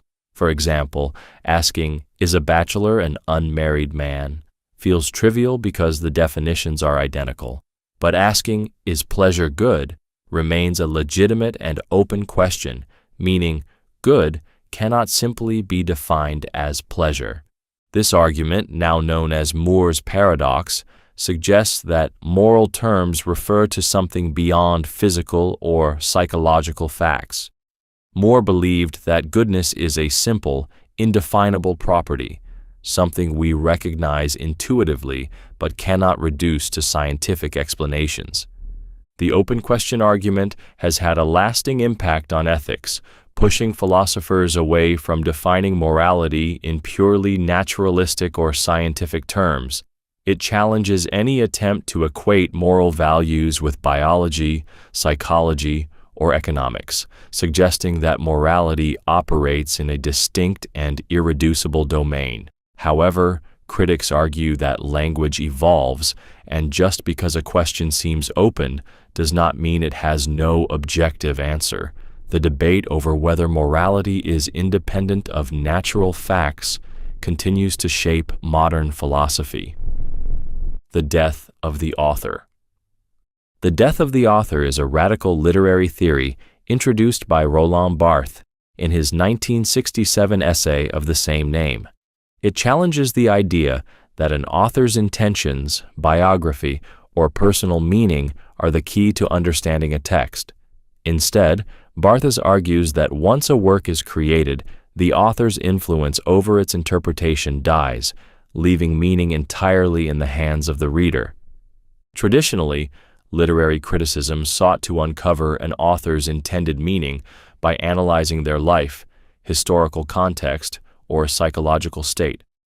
Barthes rejected this approach, claiming that focusing on the author's intent limits the richness of interpretation. Instead, he argued that texts do not have a single, fixed meaning. Rather, meaning emerges through the interaction between the reader and the words on the page. In this view, literature is not about discovering what the author meant, but about exploring what the text does for the reader. Barthes' theory has profound implications for literature, art, and even philosophy. It suggests that works are independent entities open to infinite interpretations, and that trying to find a single, authoritative meaning is misguided.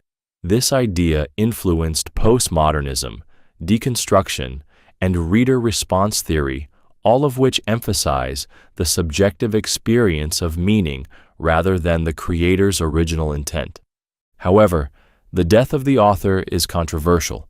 Critics argue that dismissing the author entirely ignores the historical and cultural context that shapes a work. Some also point out that many authors deliberately encode specific meanings into their texts. While Barthes' idea is extreme, it raises an important question. Should we judge a work by what the author intended or by what it means to us? Whether one agrees with Barthes or not, his argument remains one of the most influential challenges to traditional literary interpretation, reshaping how we think about meaning, authorship, and the role of the reader in understanding texts. The identity of indiscernibles. The identity of indiscernibles is a principle in metaphysics proposed by Gottfried Wilhelm Leibniz, stating that if two entities share all their properties, then they must be the same entity. In other words, if there is no way to distinguish between two objects, even in theory, then they are not truly separate, but are one and the same. Leibniz formulated this principle as a response to philosophical debates about identity and difference. If two things are truly distinct, there must be at least one characteristic that sets them apart. If no such difference exists, then they are identical. This principle is sometimes summed up as, no two things can be exactly alike in all respects and still be distinct. This idea has deep implications in logic, metaphysics, and even physics. In classical philosophy, it suggests that individuality is based on unique properties rather than mere existence. In quantum mechanics, however, the principle is challenged by particles like electrons, which appear to be completely identical and indistinguishable. Some interpretations suggest that at a fundamental level, identity may not work the way we intuitively think it does. A related concept is Leibniz's law, which states that if two things are identical, then whatever is true of one must be true of the other. This forms the basis of many logical and philosophical arguments about identity, especially in discussions of personal identity, time, and the nature of objects. The identity of indiscernibles forces us to ask, what truly makes something unique? Is identity based on intrinsic properties, or do we impose distinctions through perception and language? These questions remain central to contemporary philosophy, particularly in debates about the nature of reality and individuality. The hard problem of consciousness. The hard problem of consciousness is a term coined by philosopher David Chalmers to describe the deepest and most perplexing question in philosophy of mind. Why and how does physical brain activity give rise to subjective experience? While neuroscience has made great progress in understanding the mechanisms of the brain, how neurons fire, how perception works, and how memories are stored, this is often referred to as the easy problems of consciousness. The hard problem, however, goes beyond function and asks, why do we experience things at all? Why does seeing red feel like something? Why does pain hurt rather than just being a neutral signal processed in the brain? This issue is particularly troubling for materialism, the idea that everything, including the mind, is purely physical. If the brain is just a biological machine, why does it generate an internal, subjective reality? Could a sufficiently advanced robot, built with circuits instead of neurons, ever experience consciousness the way humans do? Or would it just behave as if it were conscious without truly feeling anything? Some theories attempt to explain consciousness through emergent properties, suggesting that when a system reaches a certain level of complexity, consciousness naturally arises. Others, such as panpsychism, argue that consciousness is a fundamental feature of the universe, present even in the smallest particles. Despite decades of research, the hard problem of consciousness remains unsolved. It raises profound questions about free will, artificial intelligence, and the nature of reality itself. If we cannot explain why we experience the world the way we do, we may still be far from understanding what it truly means to be human. The Gaia Hypothesis. The Gaia hypothesis is the idea that the Earth and its biological systems function as a single, self-regulating organism that maintains conditions favorable for life. Proposed by James Lovelock in the 1970s, the hypothesis suggests that life itself plays an active role in stabilizing the environment, such as regulating temperature atmospheric composition, and ocean salinity, ensuring that Earth remains habitable over long periods. Lovelock's theory challenges the traditional view that life simply adapts to the environment. Instead, he argues that life actively shapes its surroundings. For example, Earth's atmosphere contains a much higher concentration of oxygen than expected from geological processes alone. This is due to photosynthetic organisms, which continuously produce oxygen, maintaining a stable balance that supports life. Similarly, ocean salinity has remained within narrow limits for hundreds of millions of years, despite the fact that natural erosion should have made the oceans too salty for life. Lovelock suggests that biological processes help regulate these levels. While the Gaia hypothesis is sometimes misunderstood as implying that Earth is conscious or alive, Lovelock clarified that it is not about mystical beliefs, but about complex systems and feedback loops. However, the hypothesis has been controversial. Critics argue that evolution operates on individual organisms, not entire planets, and that life doesn't intentionally regulate the environment. Even so, some aspects of Gaia theory have been incorporated into modern Earth system science, climate studies, and discussions on how human activity disrupts natural balance. The Gaia hypothesis forces us to rethink our relationship with the planet, not as passive inhabitants, but as part of an interconnected system where life and environment continuously shape each other. Whether fully accepted or not, it has influenced discussions on climate change, sustainability, and the fragile balance that allows Earth to remain a living world. The free rider problem. The free rider problem is a classic issue in economics, ethics, and political philosophy that occurs when individuals benefit from a shared resource or service without contributing to its cost or maintenance. It highlights the challenge of collective action. How do we ensure that everyone plays their part in supporting public goods when people have an incentive to let others carry the burden?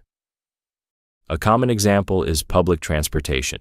If a city funds buses through taxes rather than fares, some people may avoid paying taxes but still use the buses. Similarly, in a workplace team project, some members may put in less effort, knowing that others will complete the work. In national defense, all citizens benefit from security, whether or not they actively support or fund the military. The key issue is that when too many people try to free ride, the system collapses. If no one pays for public transport, it cannot function. The free rider problem is closely related to the tragedy of the commons, where individuals overuse a shared resource, such as overfishing in the ocean, because they assume others will manage it responsibly. It also connects to game theory, particularly the prisoner's dilemma, where individuals acting in self-interest can lead to worse outcomes for everyone. Solutions to the free rider problem include taxation, laws, and incentives. Governments impose taxes to fund public goods, while organizations use rewards or penalties to encourage participation. Some societies rely on social norms, such as peer pressure or moral responsibility, to ensure cooperation. The free rider problem remains a major challenge in issues like climate change. Why should one country cut emissions if others won't? And voting. Why should I vote if my single vote doesn't decide the election?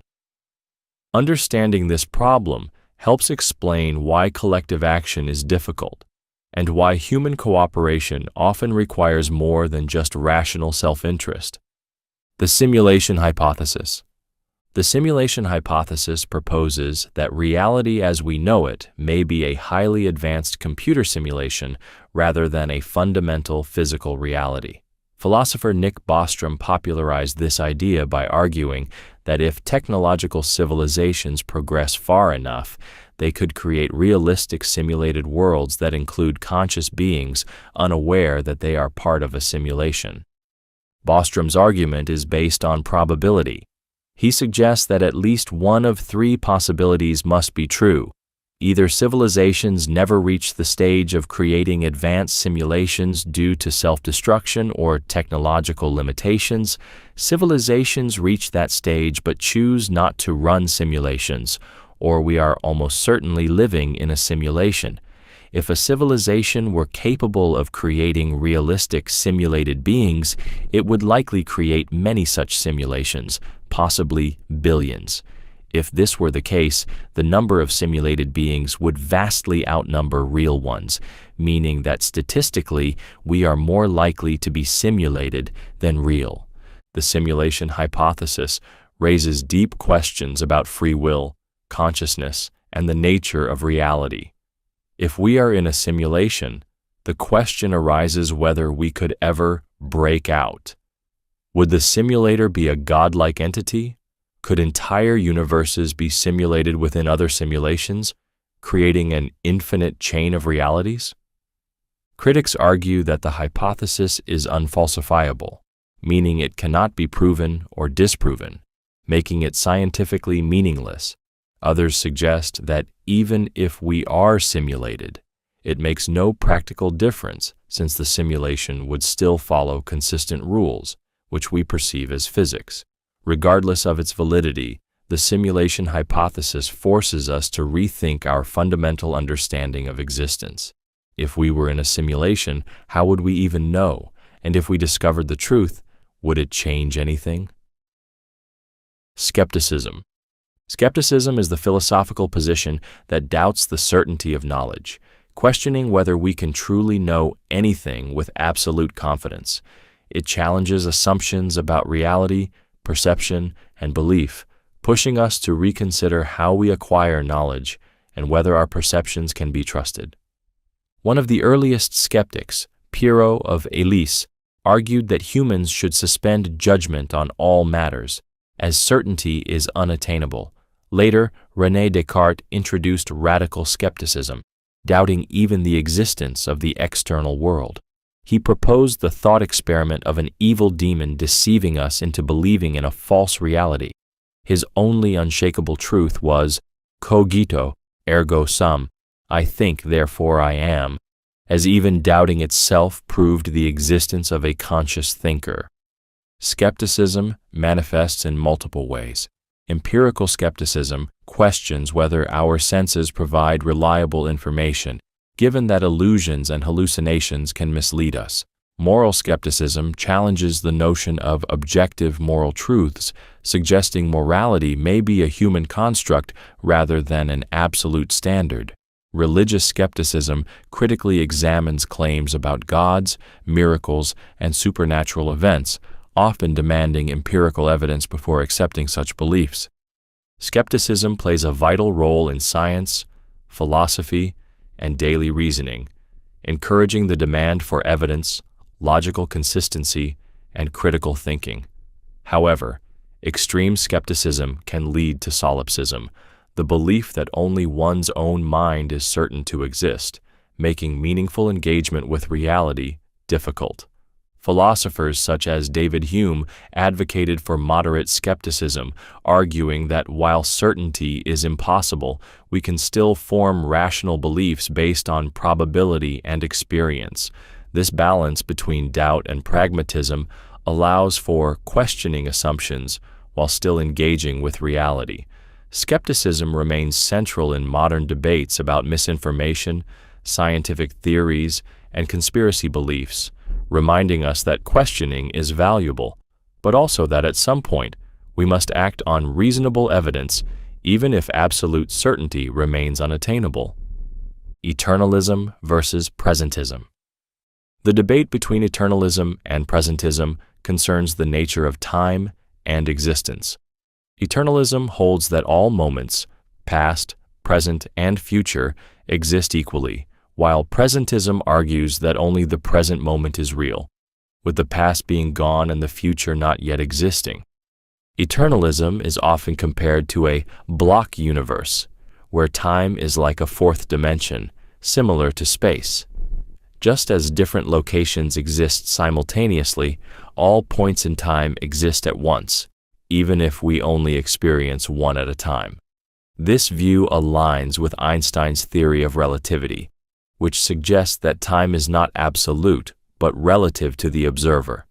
If all moments exist, then concepts like fate and determinism gain significance, as the future is already out there, in some sense.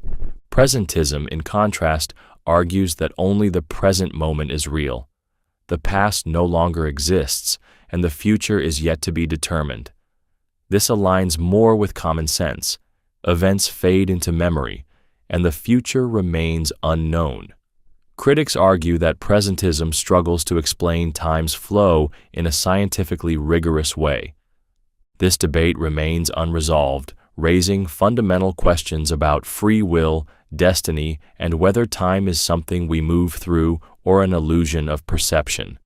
The ontological argument. The ontological argument is a philosophical argument for God's existence based on logic and reason rather than empirical evidence. First formulated by Anselm of Canterbury, it claims that the very concept of God implies his necessary existence.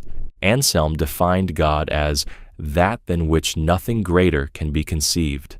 If God exists only as an idea in the mind, but not in reality, then a greater being, one that exists both in thought and in reality, can be conceived. Since God is defined as the greatest possible being, he must exist in reality as well as in thought. Otherwise, he would not be truly the greatest. This argument was later refined by philosophers such as René Descartes and Gottfried Leibniz. Descartes claimed that just as the concept of a triangle necessarily includes three sides, the concept of God necessarily includes existence. Leibniz attempted to strengthen the argument by clarifying that God's existence must be logically possible, making it necessary. Critics, including Immanuel Kant, rejected the argument, claiming that existence is not a property that can be attributed like omniscience or perfection. Just because we can define something a certain way does not mean it exists. Bertrand Russell and other philosophers have also argued that the ontological argument relies too much on wordplay rather than real-world evidence. Despite its controversies, the argument remains one of the most debated proofs of God's existence, forcing philosophers to consider whether logic alone can establish reality. The Mereological paradox. The Mereological paradox arises from the philosophical study of mereology, which examines how parts relate to wholes. It questions whether objects are truly distinct from their components or whether they are merely a collection of their parts. This paradox challenges our basic assumptions about identity, composition, and what it means for something to exist as a whole rather than just as a sum of its parts. One famous mereological puzzle is the ship of Theseus. If all the parts of a ship are gradually replaced, is it still the same ship? If the old parts are reassembled into another ship, which one is the real ship of Theseus? Mereology forces us to ask whether objects retain their identity through change or whether they become entirely new entities. Another issue is mereological nihilism, the radical view that composite objects do not truly exist, only the smallest indivisible parts do. According to this view, things like tables and people are just convenient labels for collections of particles rather than real entities. The mereological paradox highlights deep problems in ontology and identity.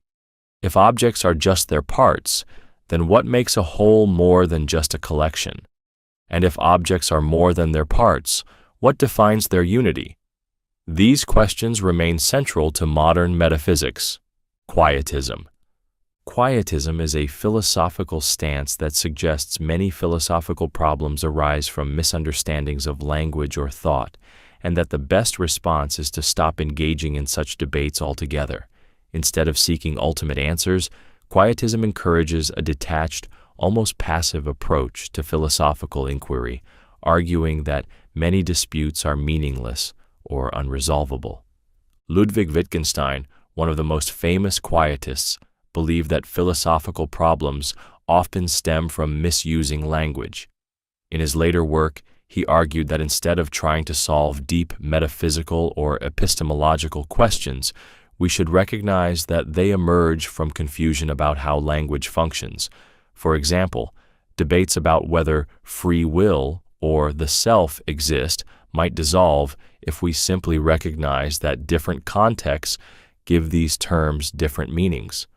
Quietism also appears in ethical and religious traditions, such as Taoism and certain Buddhist schools, where the emphasis is on inner peace, non-attachment, and avoiding unnecessary intellectual struggle.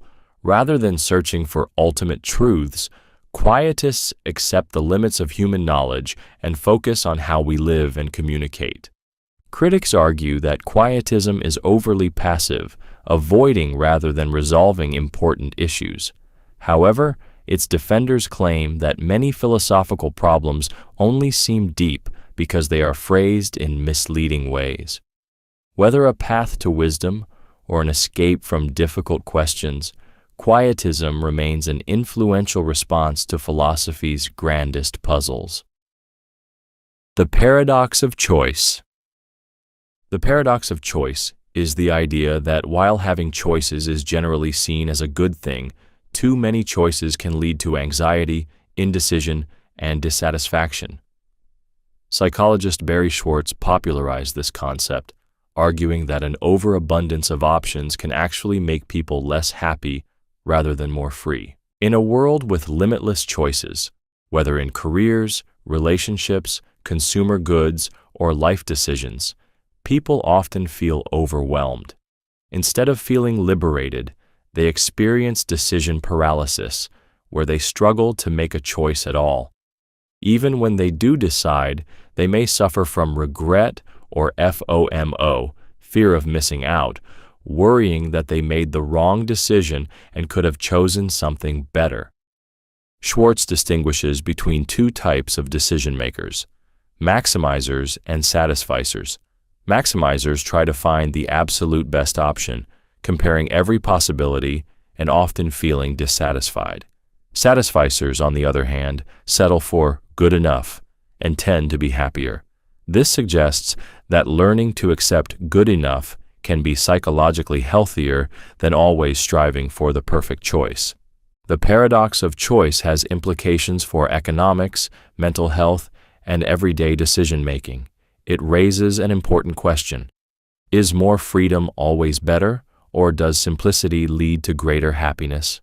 Sometimes fewer choices may actually mean a more fulfilling life.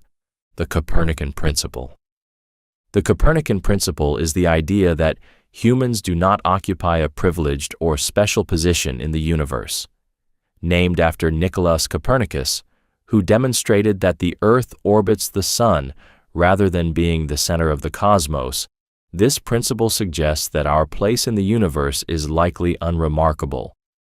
Historically, people believed that Earth was the center of everything. Copernicus's model shattered this assumption, showing that the Earth is just one planet among many. This idea has been extended to modern cosmology, implying that our solar system, galaxy, and even our observable universe are not uniquely special, but rather part of a vast, indifferent cosmos. The principle has profound implications. In astronomy, it suggests that if life emerged on Earth, it is likely to exist elsewhere. In philosophy, it challenges human exceptionalism and raises questions about our significance. It also supports the mediocrity principle, which states that Earth and humanity are probably average rather than unique. However, the Copernican principle also has limits. Some argue that Earth does seem unusual in its ability to support complex life, suggesting that our position may not be entirely random. Still, this principle continues to shape scientific thought, reminding us that the universe is vast, and we may not be as central to it as we once believed. Socratic irony. Socratic irony is a rhetorical technique used by Socrates in which he pretends to be ignorant or humble in order to expose contradictions in someone else's beliefs. It is a form of feigned ignorance that forces an opponent to critically examine their own ideas, often leading them to realize they do not understand what they thought they did. Socrates would engage in dialogue by asking seemingly innocent questions, pretending not to know the answer. His opponents, believing themselves wise, would confidently explain their views. However, through further questioning, Socrates would reveal contradictions or flaws in their reasoning. The person would eventually reach a point where they had no choice but to admit their ignorance. Hence, Socrates' famous claim, "I know that I know nothing."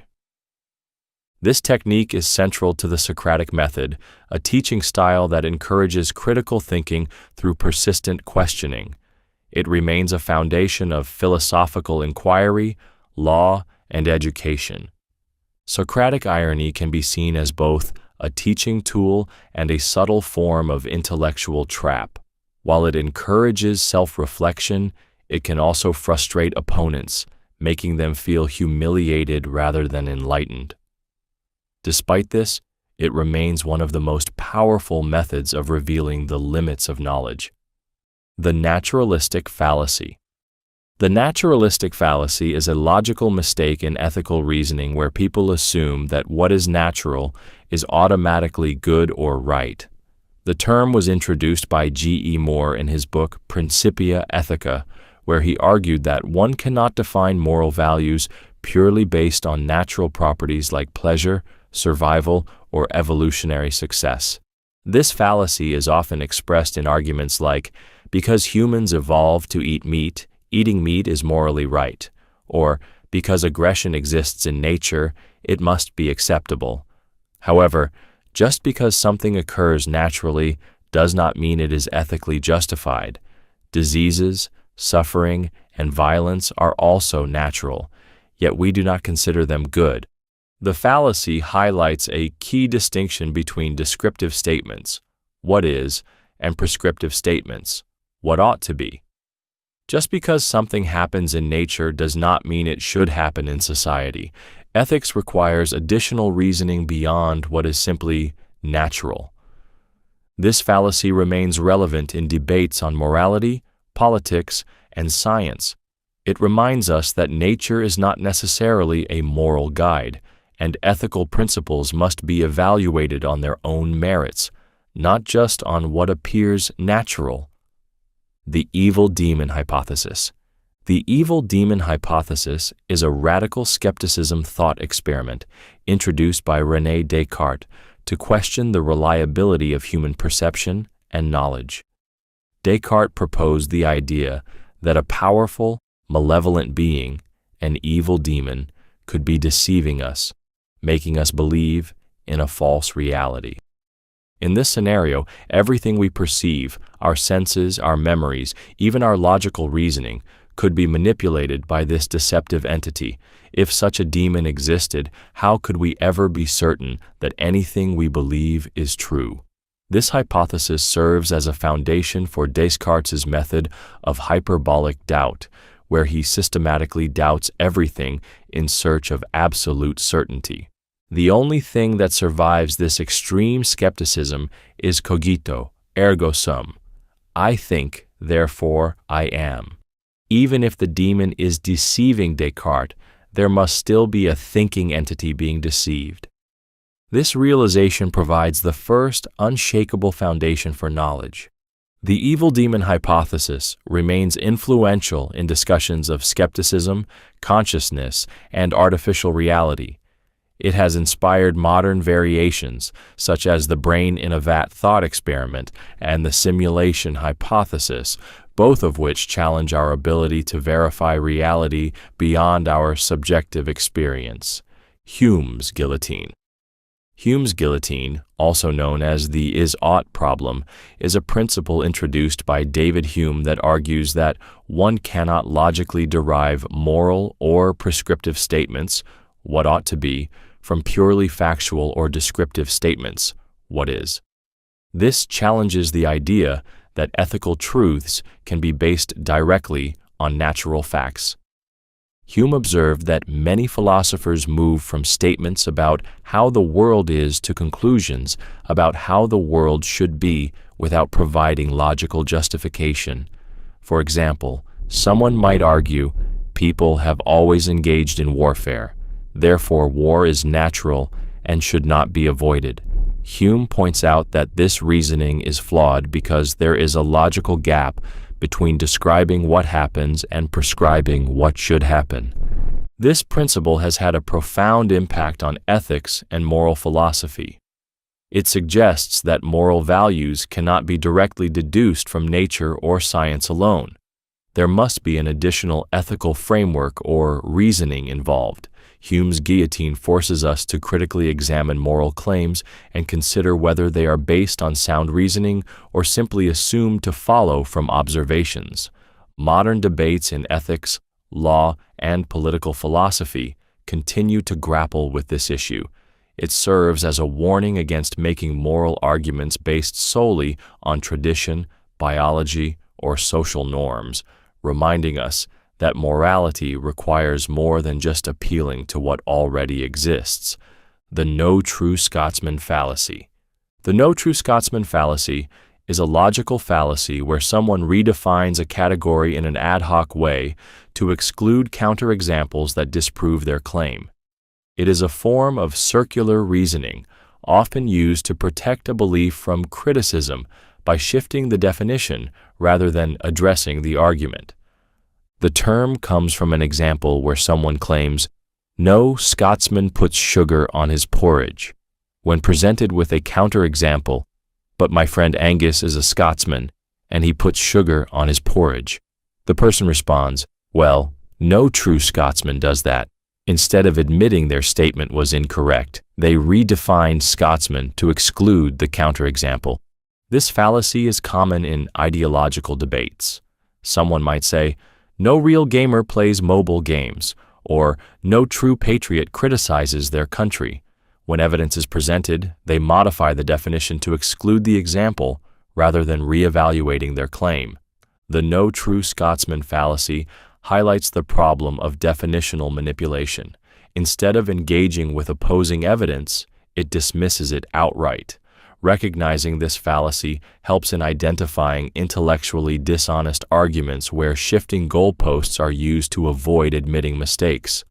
Moore's Paradox. Moore's paradox, introduced by G.E. Moore, describes a contradiction that arises when someone makes a statement like, "It is raining, but I don't believe it is raining." This sentence is not logically contradictory.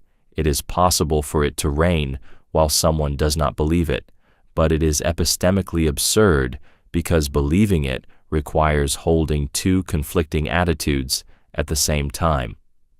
This paradox raises fundamental questions about belief, self-awareness, and rationality. Normally, if we assert something, we also believe it to be true. If someone says, "I am in pain, but I don't believe I am in pain," we recognize that something has gone wrong, not with the logic, but with the coherence of their belief system. Moore's paradox has been explored in philosophy of mind, language, and self-knowledge. It forces us to ask, what does it mean to believe something? If belief involves an internal commitment to truth, then making contradictory statements about belief seems irrational. This paradox also appears in psychology and cognitive science, where people sometimes hold contradictory thoughts due to cognitive dissonance. Moore's insight helps us understand why self-awareness and belief are closely linked, making it one of the more intriguing puzzles in philosophy of language and thought. The Paradox of Tolerance. The paradox of tolerance, introduced by Karl Popper, states that if a society is tolerant without limits, it will eventually be destroyed by the intolerant. In other words, unlimited tolerance can lead to the end of tolerance itself. Popper argued that while societies should be open and accepting of different viewpoints, they must not tolerate intolerance to the extent that it allows oppressive ideologies to take over. If intolerant groups are given free rein to spread hatred, violence, or anti-democratic values, they will eventually dismantle the very freedoms that allowed them to exist. Thus, to preserve a tolerant society, it may be necessary to deny tolerance to the intolerant when they threaten the rights and safety of others. This paradox raises difficult questions about freedom of speech, democracy, and the limits of tolerance. Should societies allow hate speech or extremist ideologies in the name of free expression, even if they seek to destroy that very freedom? Where do we draw the line between protecting diversity of thought and preventing harmful movements from taking root? The paradox of tolerance remains relevant in modern debates about censorship, hate speech laws, and the rise of authoritarianism. It reminds us that absolute tolerance can be self-defeating and that some level of restriction may be necessary to preserve an open society. Russell's paradox. Russell's paradox, discovered by Bertrand Russell in 1901, is a fundamental problem in set theory that exposes contradictions in the way we define collections. It specifically challenges the idea that a set can contain itself as a member. Russell asked, "Does the set of all sets that do not contain themselves contain itself? If it does contain itself, then by definition, it should not contain itself. But if it does not contain itself, then it must belong in the set, which means it does contain itself." This contradiction reveals a deep flaw in early mathematical logic. To understand the paradox, imagine a barber in a town who shaves everyone who does not shave themselves. The question arises, does the barber shave himself? If he does, he shouldn't, because he only shaves those who don't shave themselves. But if he doesn't, then he must, because he shaves everyone who doesn't shave themselves. This self-referential loop mirrors Russell's paradox in set theory. This paradox led to the development of modern logic and mathematical foundations, including Zermelo-Fraenkel set theory, which avoids self-referential sets. It also has broader implications for logic, philosophy, and computing, influencing areas such as Gödel's incompleteness theorems and discussions on self-reference in artificial intelligence. Russell's paradox remains one of the most famous paradoxes in mathematics and philosophy, illustrating the dangers of self-reference and the necessity of carefully defining logical systems. The paradox of omnipotence. The paradox of omnipotence questions whether an all-powerful being can create a task that it cannot complete. The most famous version asks, can an omnipotent being create a rock so heavy that it cannot lift it? If the being can create such a rock, then there is something it cannot do. Lift it, meaning it is not truly omnipotent. But if it cannot create such a rock, then again, there is something it cannot do, challenging the concept of unlimited power. This paradox raises deep issues about the nature of omnipotence, logic, and the limits of power. Some theologians and philosophers, such as Thomas Aquinas, argue that omnipotence should be understood as the ability to do all things that are logically possible, meaning contradictions like creating a square circle are not included in the definition of omnipotence. Others, like C.S. Lewis, suggest that God's power does not extend to self-contradictions because they are not real things but meaningless statements. The paradox of omnipotence remains a central challenge in theology and philosophy of religion, particularly in discussions about whether an all-powerful being can exist without logical contradictions. It forces us to reconsider whether omnipotence means the power to do anything or only to do what is logically possible. The prisoner's dilemma.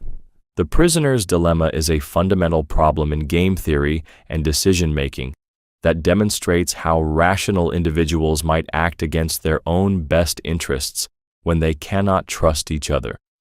It is typically framed as a scenario in which two criminals are arrested and placed in separate interrogation rooms. Each is given the same offer. If one betrays the other while the other remains silent, the betrayer goes free while the silent prisoner receives the maximum sentence. If both betray each other, they both receive a moderate sentence. If both remain silent, they each receive a minimal sentence. From a purely rational perspective, each prisoner should betray the other, because betrayal offers the best individual outcome regardless of what the other person does. However, if both betray each other, they end up worse off than if they had cooperated by staying silent. This dilemma shows how individual rationality can lead to collective failure.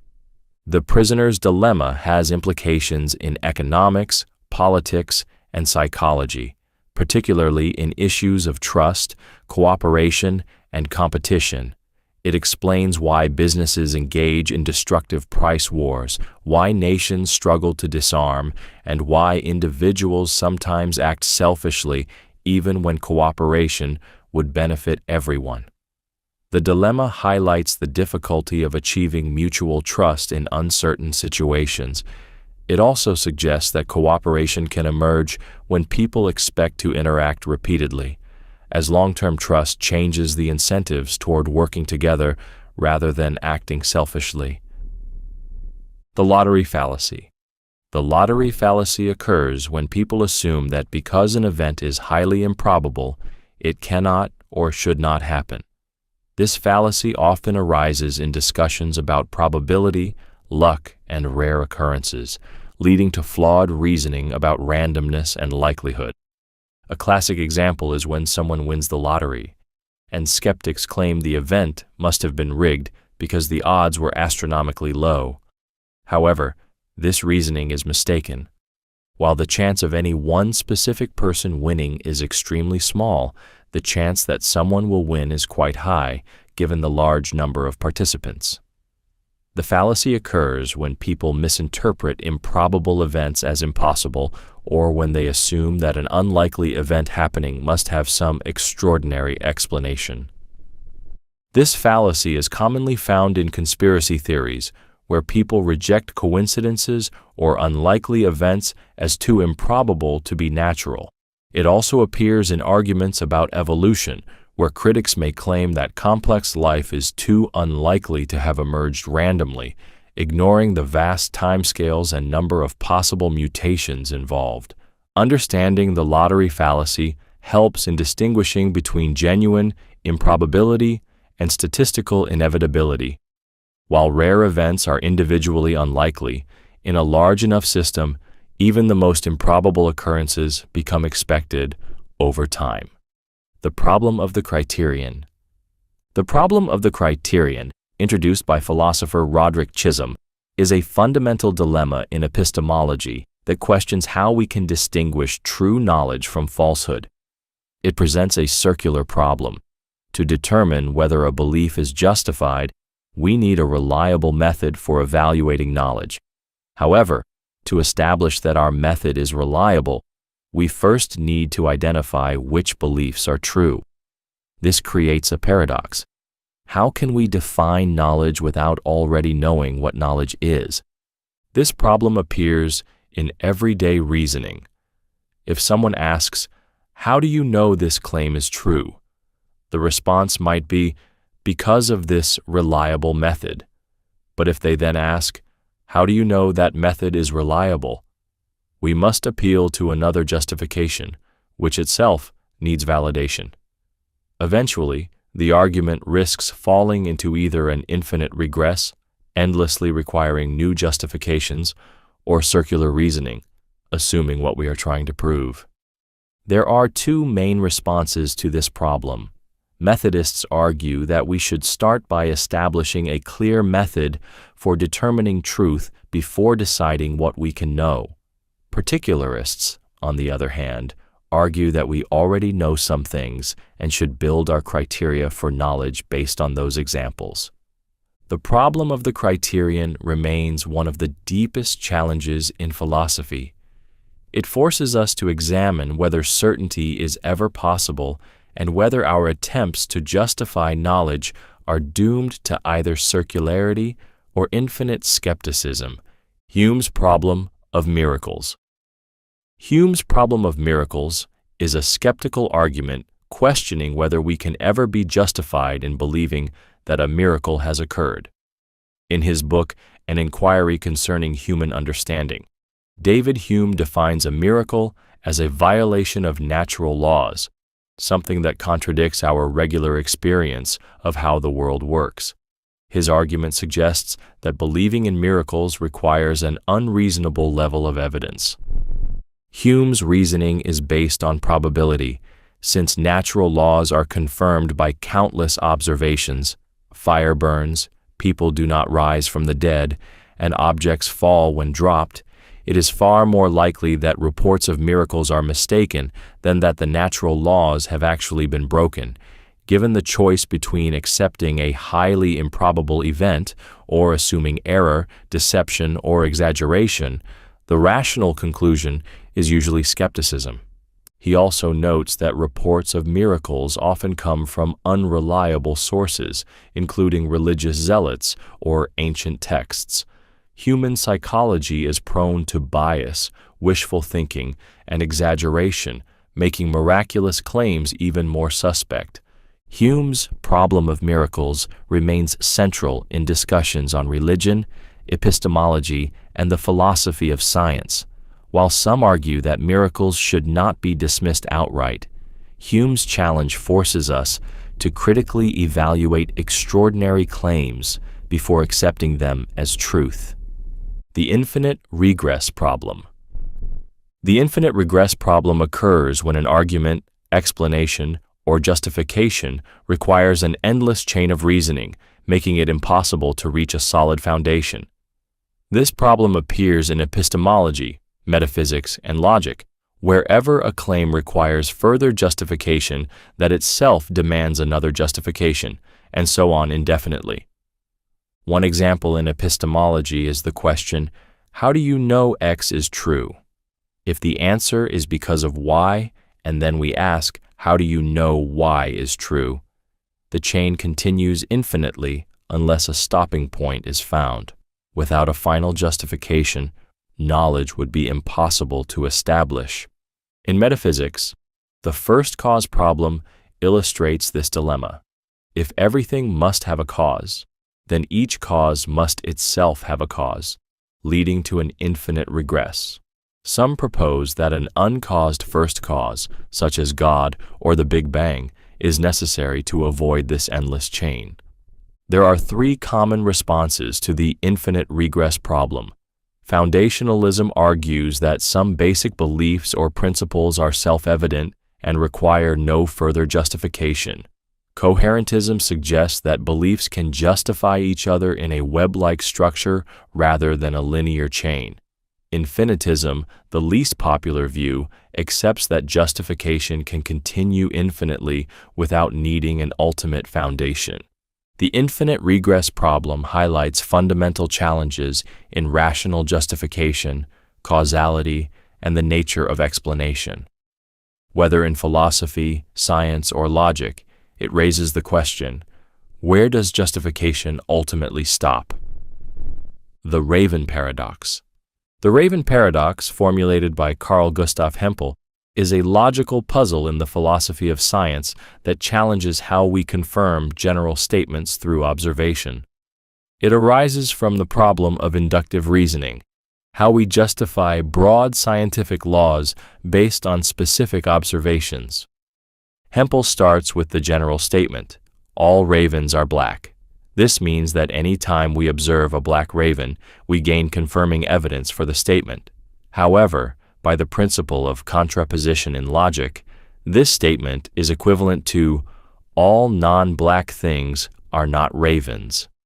If this is true, then every time we observe a non-black object that is not a raven, a red apple, a blue car, or a white shirt, we also confirm the original statement. This leads to the paradoxical conclusion that seeing a green tree provides evidence that all ravens are black. The paradox challenges our intuition about scientific reasoning. While logically valid, the idea that looking at objects unrelated to ravens can confirm a statement about ravens feels absurd. Some responses suggest that not all evidence should be weighted equally, or that relevance matters in scientific confirmation. The Raven Paradox remains an important problem in confirmation theory, forcing us to reconsider What counts as valid evidence in scientific inquiry? Dunning-Kruger effect. The Dunning-Kruger effect is a cognitive bias in which people with low ability in a certain area tend to overestimate their competence, while highly skilled individuals tend to underestimate theirs. This psychological phenomenon was identified by David Dunning and Justin Kruger, who found that people with limited knowledge often lack the self-awareness needed to recognize their own shortcomings. At the core of the effect is the idea that ignorance breeds overconfidence. Incompetent individuals do not realize how little they know and thus assume they are more capable than they actually are. Conversely, experts often underestimate their abilities because they are more aware of the complexities involved and assume that others understand just as much as they do. This creates an ironic effect. Those who know the least often think they know the most, while those who are truly knowledgeable tend to doubt themselves. This bias has widespread implications in education, politics, business, and decision-making. It explains why unqualified individuals sometimes assume leadership roles with unwarranted confidence, why conspiracy theorists believe they have deep insights that experts lack, and why students may believe they understand material better than they actually do. Overcoming the Dunning-Kruger effect requires self-awareness, humility, and continuous learning. Recognizing our own limitations is key to avoiding poor decision-making and fostering real intellectual growth. The effect serves as a reminder that true wisdom lies in understanding how much we do not know. The Munchausen trilemma. The Munchausen trilemma is a philosophical problem that reveals the difficulty of providing absolute justification for any belief or claim. Named after Baron Munchausen, who supposedly pulled himself out of a swamp by his own hair, the trilemma suggests that any attempt to justify knowledge inevitably leads to one of three unsatisfactory outcomes: infinite regress, circular reasoning, or axiomatic assumptions. The first option, infinite regress, means that every justification requires another justification, leading to an endless chain with no final foundation. If we ask, why is X true, and answer with, because of Y, then we must ask, why is Y true, and so on forever. The second option, circular reasoning, occurs when a claim is justified by itself in some way. For example, defining a word by using the word itself, or saying, my reasoning is reliable because I reasoned that it is. The third option, axiomatic assumptions, involves accepting some basic belief or principle without justification, treating it as self-evident or beyond questioning. The Munchausen trilemma challenges the idea that knowledge can ever be fully justified in a foundational way. It forces philosophers to consider whether we must simply accept some starting points without proof, or whether alternative methods, such as coherentism, where beliefs support each other in a web-like structure, can provide a solution. This trilemma remains central in epistemology, reminding us that certainty in knowledge may always be an illusion. Mereological nihilism. Mereological nihilism is the radical metaphysical view that composite objects, things made up of parts, do not truly exist. According to this perspective, only fundamental particles or simples exist, while what we call objects are just convenient ways of talking about groupings of these basic elements. For example, a table does not exist in a strict sense. What we call a table is just a collection of atoms arranged in a particular way.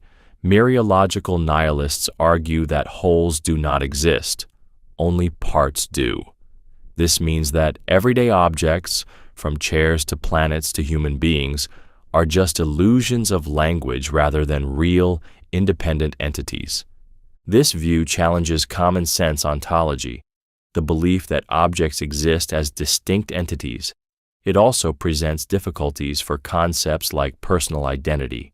If a person is just a collection of particles, can we truly say I exist as a unified self? Some philosophers propose a compromise called mereological universalism, which argues that any collection of objects can be considered a whole, meaning that a person and a random pile of rocks are equally valid things. Mereological nihilism remains controversial because it contradicts everyday experience while raising profound questions about the nature of existence. If everything is reducible to its smallest parts, does anything beyond those parts truly exist? This debate continues in metaphysics and philosophy of language, challenging how we define reality itself. The tragedy of the commons. The tragedy of the commons describes a situation where individuals acting in their own self-interest deplete a shared resource, ultimately harming everyone, including themselves. This concept, popularized by Garrett Hardin in 1968, illustrates how collective resources, such as land, water, air, or fisheries, can be overused when individuals fail to regulate their consumption. Imagine a group of farmers sharing a communal pasture. If each farmer adds more animals to graze, they personally benefit from increased production. However, if everyone follows this logic, the pasture becomes overgrazed and eventually destroyed, leaving no resources for anyone. This same principle applies to environmental issues like climate change, overfishing, deforestation, and air pollution. Each person or company may believe their individual contribution to the problem is small, but when multiplied across an entire population, the effects become catastrophic. Solutions to the tragedy of the commons include government regulation, privatization, and community-based management. Some argue that state intervention is necessary to protect resources, while others suggest that local communities, when given clear ownership and responsibility, can sustainably manage shared resources. The paradox highlights the tension between individual freedom and collective responsibility, reminding us that without cooperation or regulation, shared resources will inevitably be depleted. Panpsychism. Panpsychism is the philosophical view that consciousness is a fundamental feature of the universe and is present, in some form, in all things, even inanimate objects like rocks, atoms, or entire galaxies. Unlike materialism, which holds that consciousness arises only from complex brain activity, panpsychism suggests that mind-like qualities exist at all levels of reality, not just in humans or animals. This idea has ancient roots in Eastern philosophy, Stoicism, and Spinoza's metaphysics, but it has gained renewed attention in modern debates about consciousness. Traditional neuroscience struggles to explain how subjective experience emerges from purely physical processes, a mystery known as the hard problem of consciousness. Panpsychism provides a radical solution by proposing that consciousness does not need to be produced at all, but instead exists everywhere in different degrees. There are various versions of panpsychism. Micropsychism suggests that fundamental particles, like electrons, have primitive forms of consciousness, which combine to create human experience. Cosmopsychism, on the other hand, argues that the entire universe is a single, unified conscious entity. Critics argue that panpsychism is unscientific or meaningless since it does not explain how small conscious entities combine into the unified experience of a human mind. Others see it as a compelling alternative to the limitations of materialist explanations. Panpsychism challenges the conventional divide between mind and matter, suggesting that consciousness may be as fundamental as space, time, and energy. If true, this view could radically reshape our understanding of reality, intelligence, and even the nature of life itself. Terror management theory. Terror management theory, TMT, is a psychological and philosophical framework that explains how humans cope with the awareness of their own mortality. Developed by Jeff Greenberg, Sheldon Solomon, and Tom Pyszczynski, TMT argues that much of human behavior, our beliefs, values, and cultural systems arises from a deep need to manage the existential terror of death. Unlike animals, humans have the unique ability to anticipate their own demise. This awareness creates existential anxiety, which we alleviate through symbolic immortality, the idea that we can live on through religion, culture, accomplishments, or societal contributions. Many belief systems, including religion and nationalism, provide people with a sense of belonging and purpose, helping them cope with the inevitability of death. Experiments in TMT have shown that when people are reminded of death, they become more defensive of their cultural values, more likely to conform to societal norms, and more hostile toward outsiders. This suggests that fear of death influences human behavior in profound ways, shaping politics, morality, and even self-esteem. The theory has important implications for understanding why people cling to ideologies, why conflict arises between groups, and how humans construct meaning in an indifferent universe. Whether through religion, legacy, or achievement, TMT suggests that much of what we do is an unconscious attempt to transcend our own mortality. Quantum superposition and philosophy. Quantum superposition is one of the strangest concepts in physics, but it also has deep philosophical implications about reality, observation, and consciousness. According to quantum mechanics, a particle, like an electron, does not exist in just one state, but in multiple possible states at once until it is measured. This idea is famously illustrated by Schrödinger's cat, a thought experiment where a cat in a box is both alive and dead until it is observed. This concept raises troubling questions about the nature of reality. If observation determines an outcome, then does reality exist independently of observation? Some interpretations, like the Copenhagen interpretation, suggest that reality remains undefined until an observer measures it. Others, like the many worlds interpretation, propose that all possible outcomes actually happen in separate parallel universes, meaning there is a universe where the cat lives and another where it dies. Philosophers and scientists have debated whether quantum mechanics implies that consciousness plays a role in shaping reality. If measurement collapses superposition, does that mean the act of observation itself creates reality? This idea has led to connections with idealism, panpsychism, and even simulation theories. Quantum superposition challenges determinism, objectivity, and materialism, forcing us to reconsider whether reality is fixed or fundamentally shaped by observation. If reality is not absolute, but instead a set of probabilities, then the world may be far stranger than we ever imagined. Egoism versus altruism. The debate between egoism and altruism revolves around whether human behavior is fundamentally self-interested or genuinely motivated by concern for others. Egoism holds that people act primarily out of self-interest, whether consciously or unconsciously. Altruism, on the other hand, suggests that people are capable of acting for the benefit of others, even at personal cost. Psychological egoism, defended by thinkers like Thomas Hobbes, argues that all human actions, no matter how selfless they appear, are ultimately driven by self-benefit.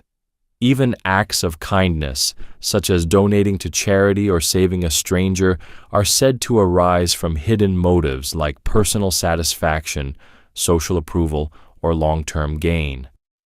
Ethical egoism, a related but distinct position, suggests that people should act in their own self-interest, because doing so ultimately benefits society. Altruism challenges this view by asserting that genuine selflessness is possible. Thinkers like David Hume and Peter Singer argue that humans have natural empathy and can act purely for the sake of others. Evolutionary biology also suggests that altruistic behavior, such as helping relatives or members of a social group, increases the survival of genes, making it an adaptive trait. The tension between egoism and altruism raises fundamental moral questions. Are humans naturally selfish? Is helping others ever truly selfless? And should we prioritize our own well-being or the greater good?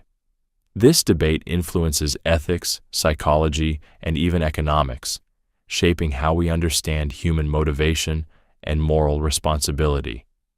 The Chinese Room Argument. The Chinese Room Argument, proposed by John Searle, is a thought experiment that challenges the idea that artificial intelligence, AI, can truly understand or have consciousness. It is designed as a critique of strong AI, which claims that a computer can have a mind and genuinely comprehend language.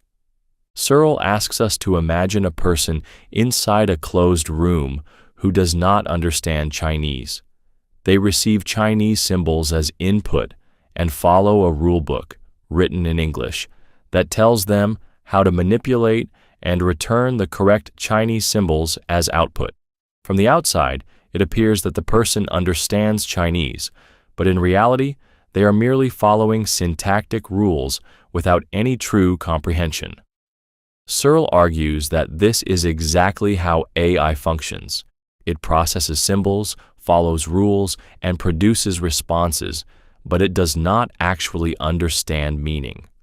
Computers, no matter how sophisticated, only manipulate symbols syntactically, based on structure, rather than semantically, based on meaning. Therefore, even if a machine passes the Turing test by convincingly simulating human conversation, it does not mean it possesses real consciousness or understanding.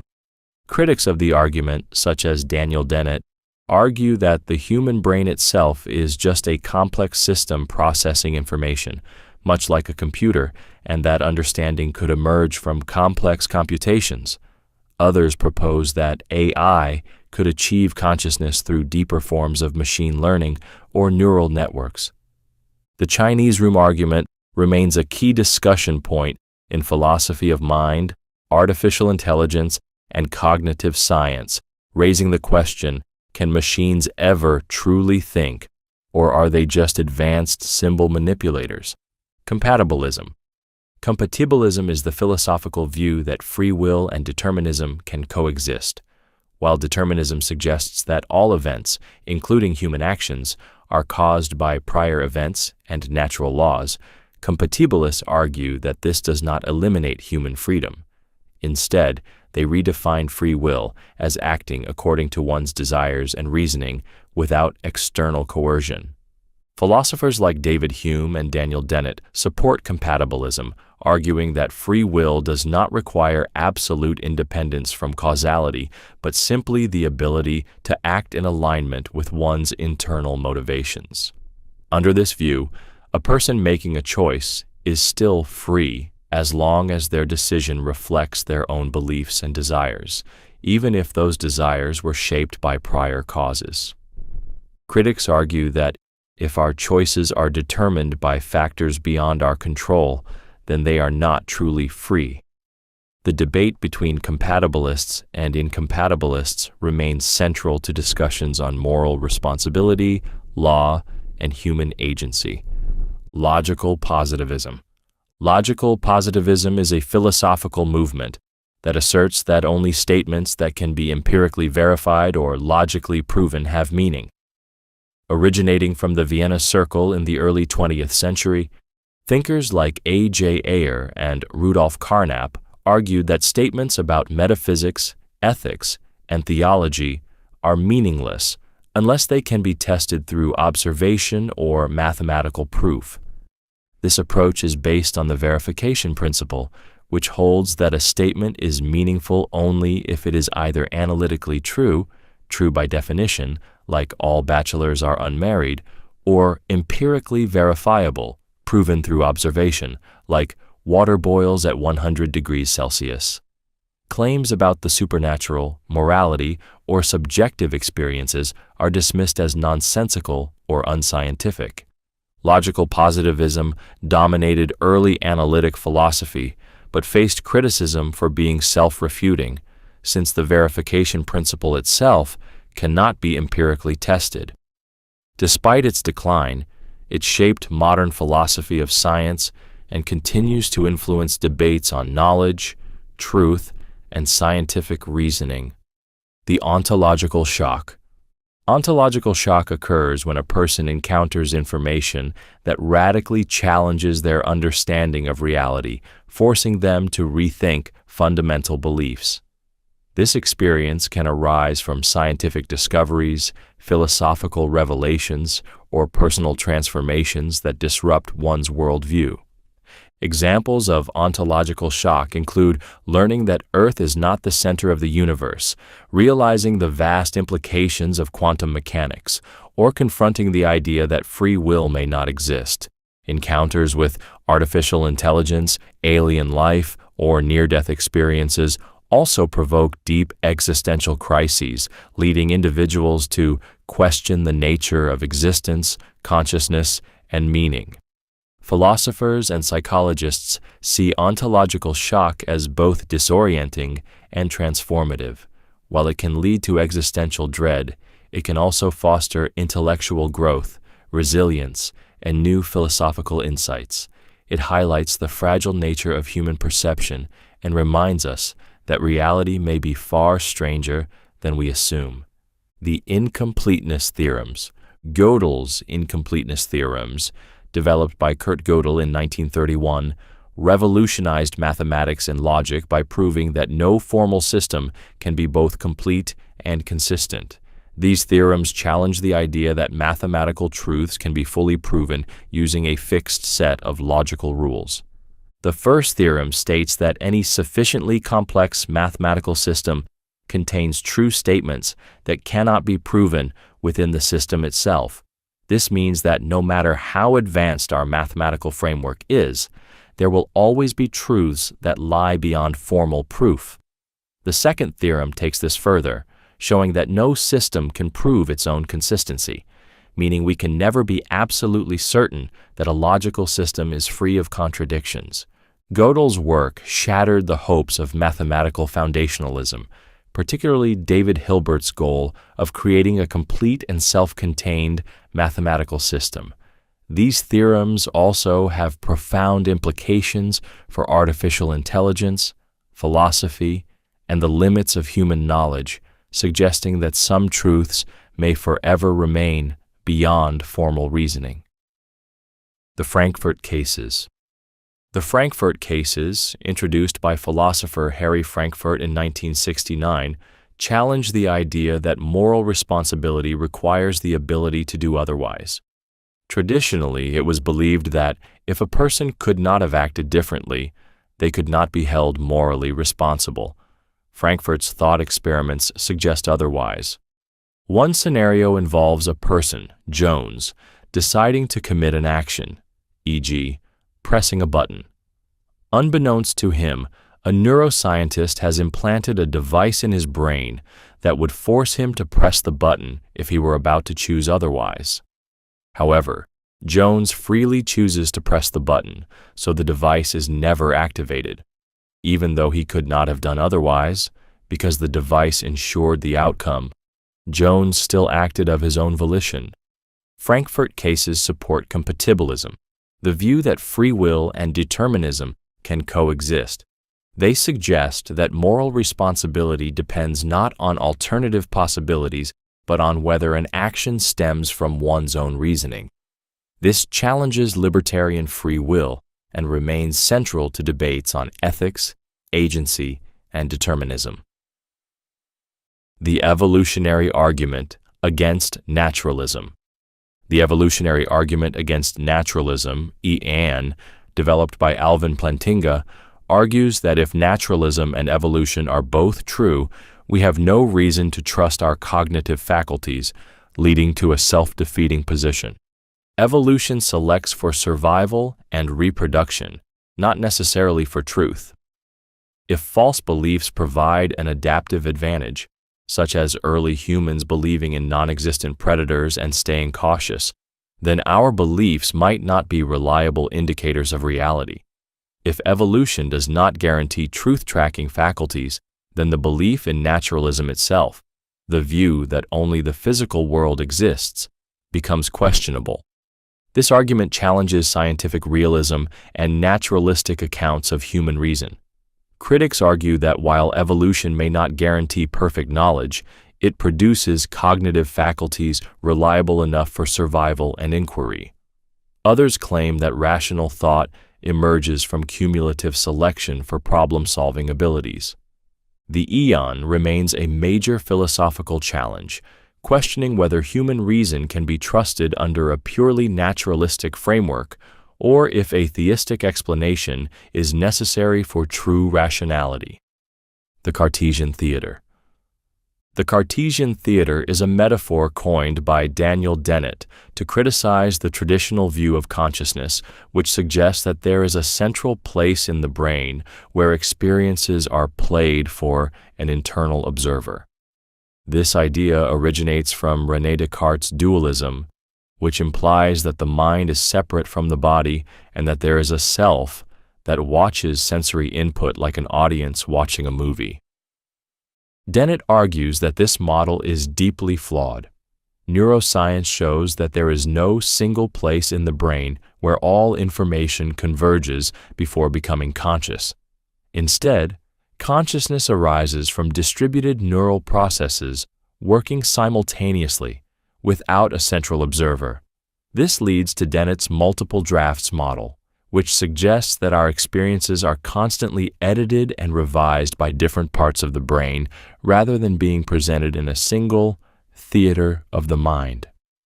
The Cartesian theater remains a key concept in debates about the nature of consciousness, highlighting the illusion that there is a single self inside our brains, watching reality unfold. The extended mind hypothesis.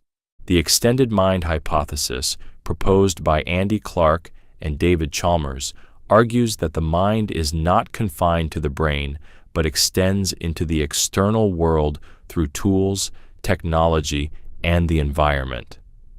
If external objects play a fundamental role in cognitive processes, they should be considered part of the mind itself. A classic example is notebooks or smartphones. If a person with memory loss relies on a notebook to store important information, then that notebook functions as an extension of their mind.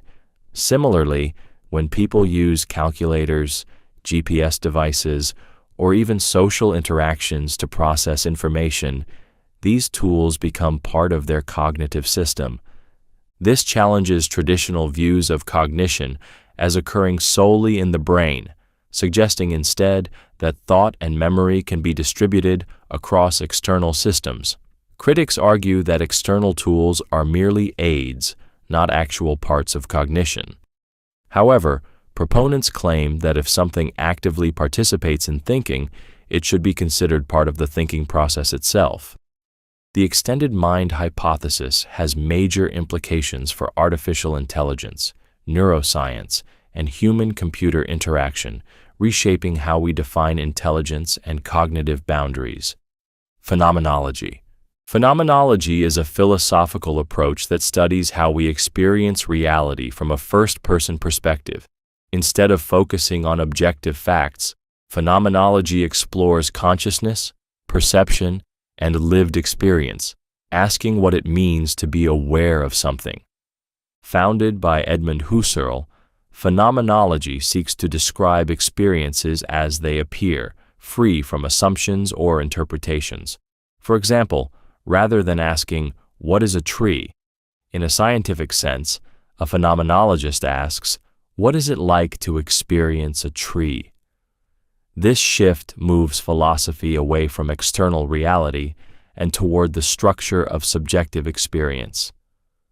Husserl's student Martin Heidegger expanded phenomenology into existentialism, exploring concepts like being, time, and authenticity.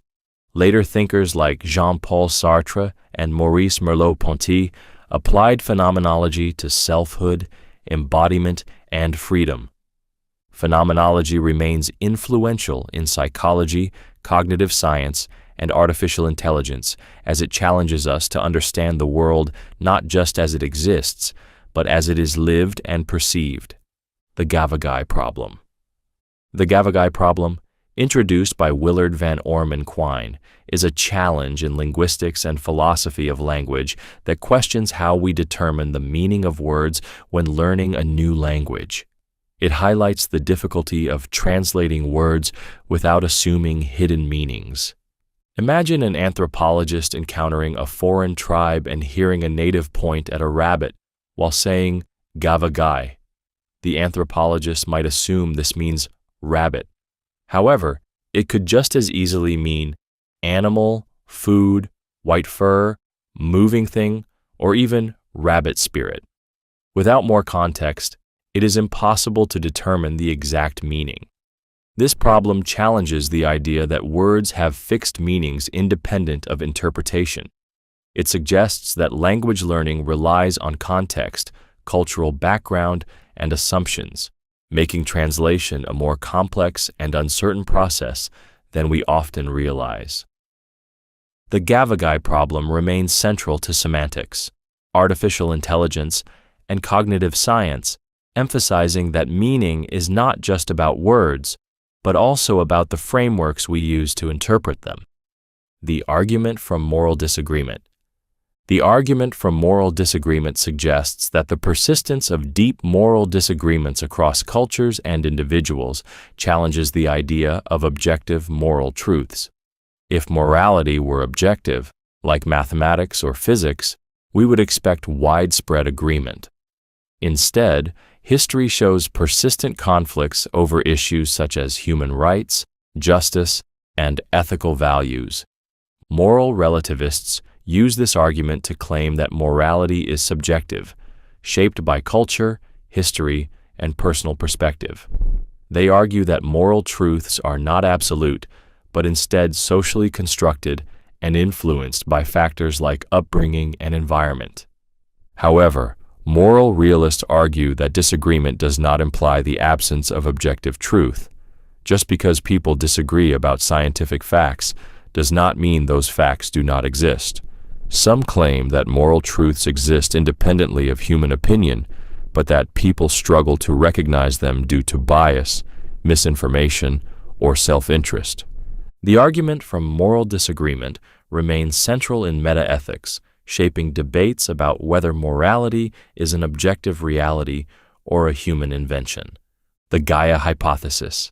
The Gaia hypothesis, proposed by James Lovelock in the 1970s, suggests that Earth functions as a self-regulating, living system that maintains conditions favorable for life. This idea challenges traditional views of Earth as a passive environment, instead proposing that biological and geological systems interact to stabilize the planet. One key example is how plants and microorganisms help regulate atmospheric oxygen.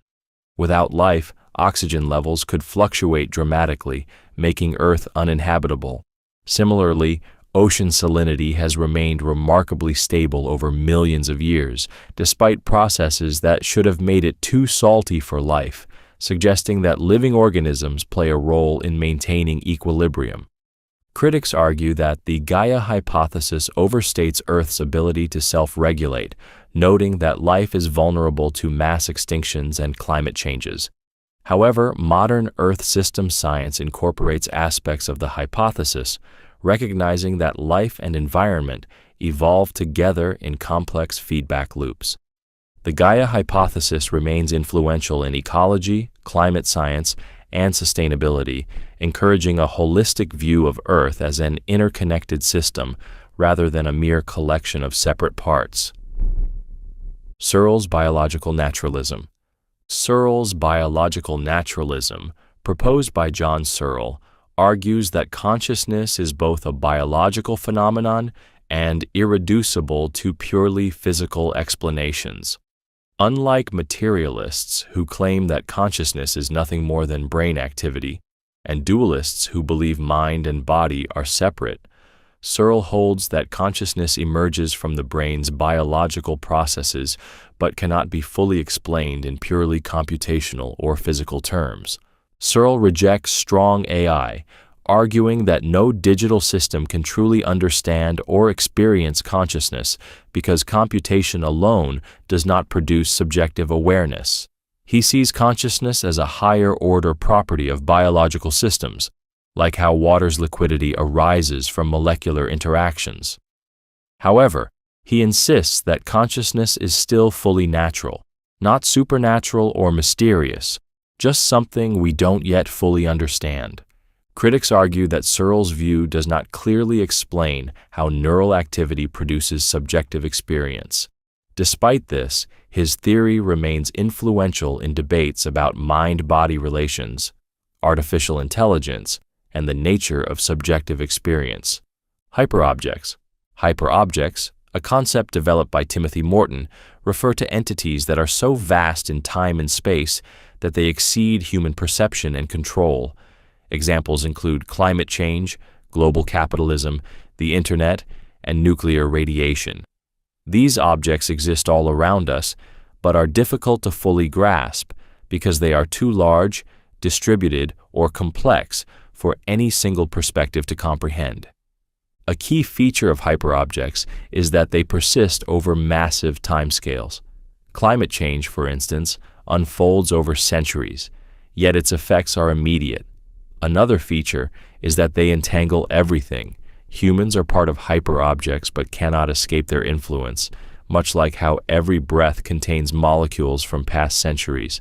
Hyperobjects challenge traditional philosophical ideas about human agency, ethics, and reality, suggesting that we must rethink our role in a world shaped by forces beyond individual control. They are central to discussions on ecology, technology, and the Anthropocene, forcing us to confront the overwhelming scale of modern global challenges. The paradox of fiction. The paradox of fiction questions why we feel real emotions for fictional characters and events, even though we know they are not real. This paradox arises because, logically, emotions are typically based on beliefs about reality, yet people cry over tragic movies, fear monsters in horror films, or feel joy when their favorite book character succeeds. The paradox has three conflicting ideas. 1. We only feel emotions about things we believe to be real. 2. We know that fictional characters and events are not real. 3. Yet, we still experience genuine emotions toward them. Several theories attempt to resolve this. The pretend theory suggests that we are not truly feeling emotions, but rather simulating them. The thought theory argues that imagining a situation is enough to trigger real emotional responses. Others claim that emotions arise because fiction connects to universal human experiences, making it psychologically real, even if it's not physically real. The paradox of fiction remains central in aesthetics, psychology, and media studies, raising questions about how imagination and emotions interact. The scandal of induction. The scandal of induction refers to the long-standing problem in philosophy of science regarding why inductive reasoning works despite having no logical guarantee. First outlined by David Hume, the issue arises because inductive reasoning, drawing general conclusions from past observations, relies on the assumption that the future will resemble the past. However, there is no logical proof that this assumption is always true. For example, we assume the sun will rise tomorrow because it always has. But logically, past occurrences do not guarantee future outcomes. This leads to a paradox. We justify induction by pointing to its past success, but that itself is an inductive argument, making it circular reasoning. Philosophers have attempted to solve this problem in various ways. Karl Popper proposed falsificationism, where scientific theories are tested not by proving them true, but by trying to disprove them. Others argue that induction works pragmatically, meaning it is useful even if we cannot justify it formally. The scandal of induction remains one of the biggest challenges in epistemology and the philosophy of science, as it questions whether human knowledge is built on certainty or just practical habit. Moral dumbfounding. Moral dumbfounding refers to situations where people strongly believe that something is morally wrong, but struggle to justify why when asked to provide logical reasoning. Psychologist Jonathan Haidt and his colleagues popularized the concept through experiments showing that people often rely on gut feelings rather than rational arguments when making moral judgments. For example, in a study, participants were presented with harmless yet taboo scenarios, such as a brother and sister engaging in consensual but secret incest with no consequences. Most people immediately judged the act as wrong, but struggled to explain why, often resorting to phrases like, "It just feels wrong." This suggests that moral reasoning is often post hoc, meaning people form emotional reactions first and then try to justify them with logic. Moral dumbfounding challenges the idea that morality is purely rational.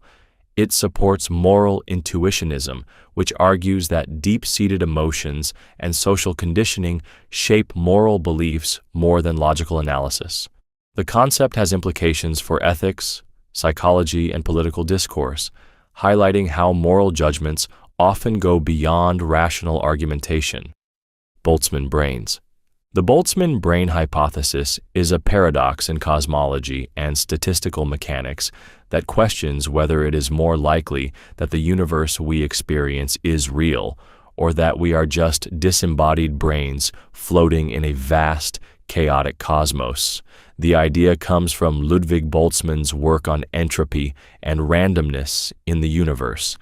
According to thermodynamics, random fluctuations in an infinite or long-lived universe can, given enough time, produce complex structures purely by chance. If the universe is truly infinite, then it should be far more likely for a single brain with false memories to spontaneously form in the void than for an entire orderly universe to exist through gradual cosmic evolution. If true, this would mean that our reality, our memories, and everything we experience could be an illusion formed by chance rather than physical laws. The Boltzmann brain paradox raises fundamental questions about the reliability of perception, the nature of consciousness, and the fine-tuning of the universe. Most physicists reject the idea, arguing that if we were just Boltzmann brains, our experiences would be far more chaotic and meaningless than they appear. However, the paradox remains a thought-provoking challenge to our assumptions about existence and probability in an infinite cosmos. Deontic logic. Deontic logic is a branch of logic that examines obligations, permissions, and prohibitions, providing a structured way to analyze moral and legal reasoning.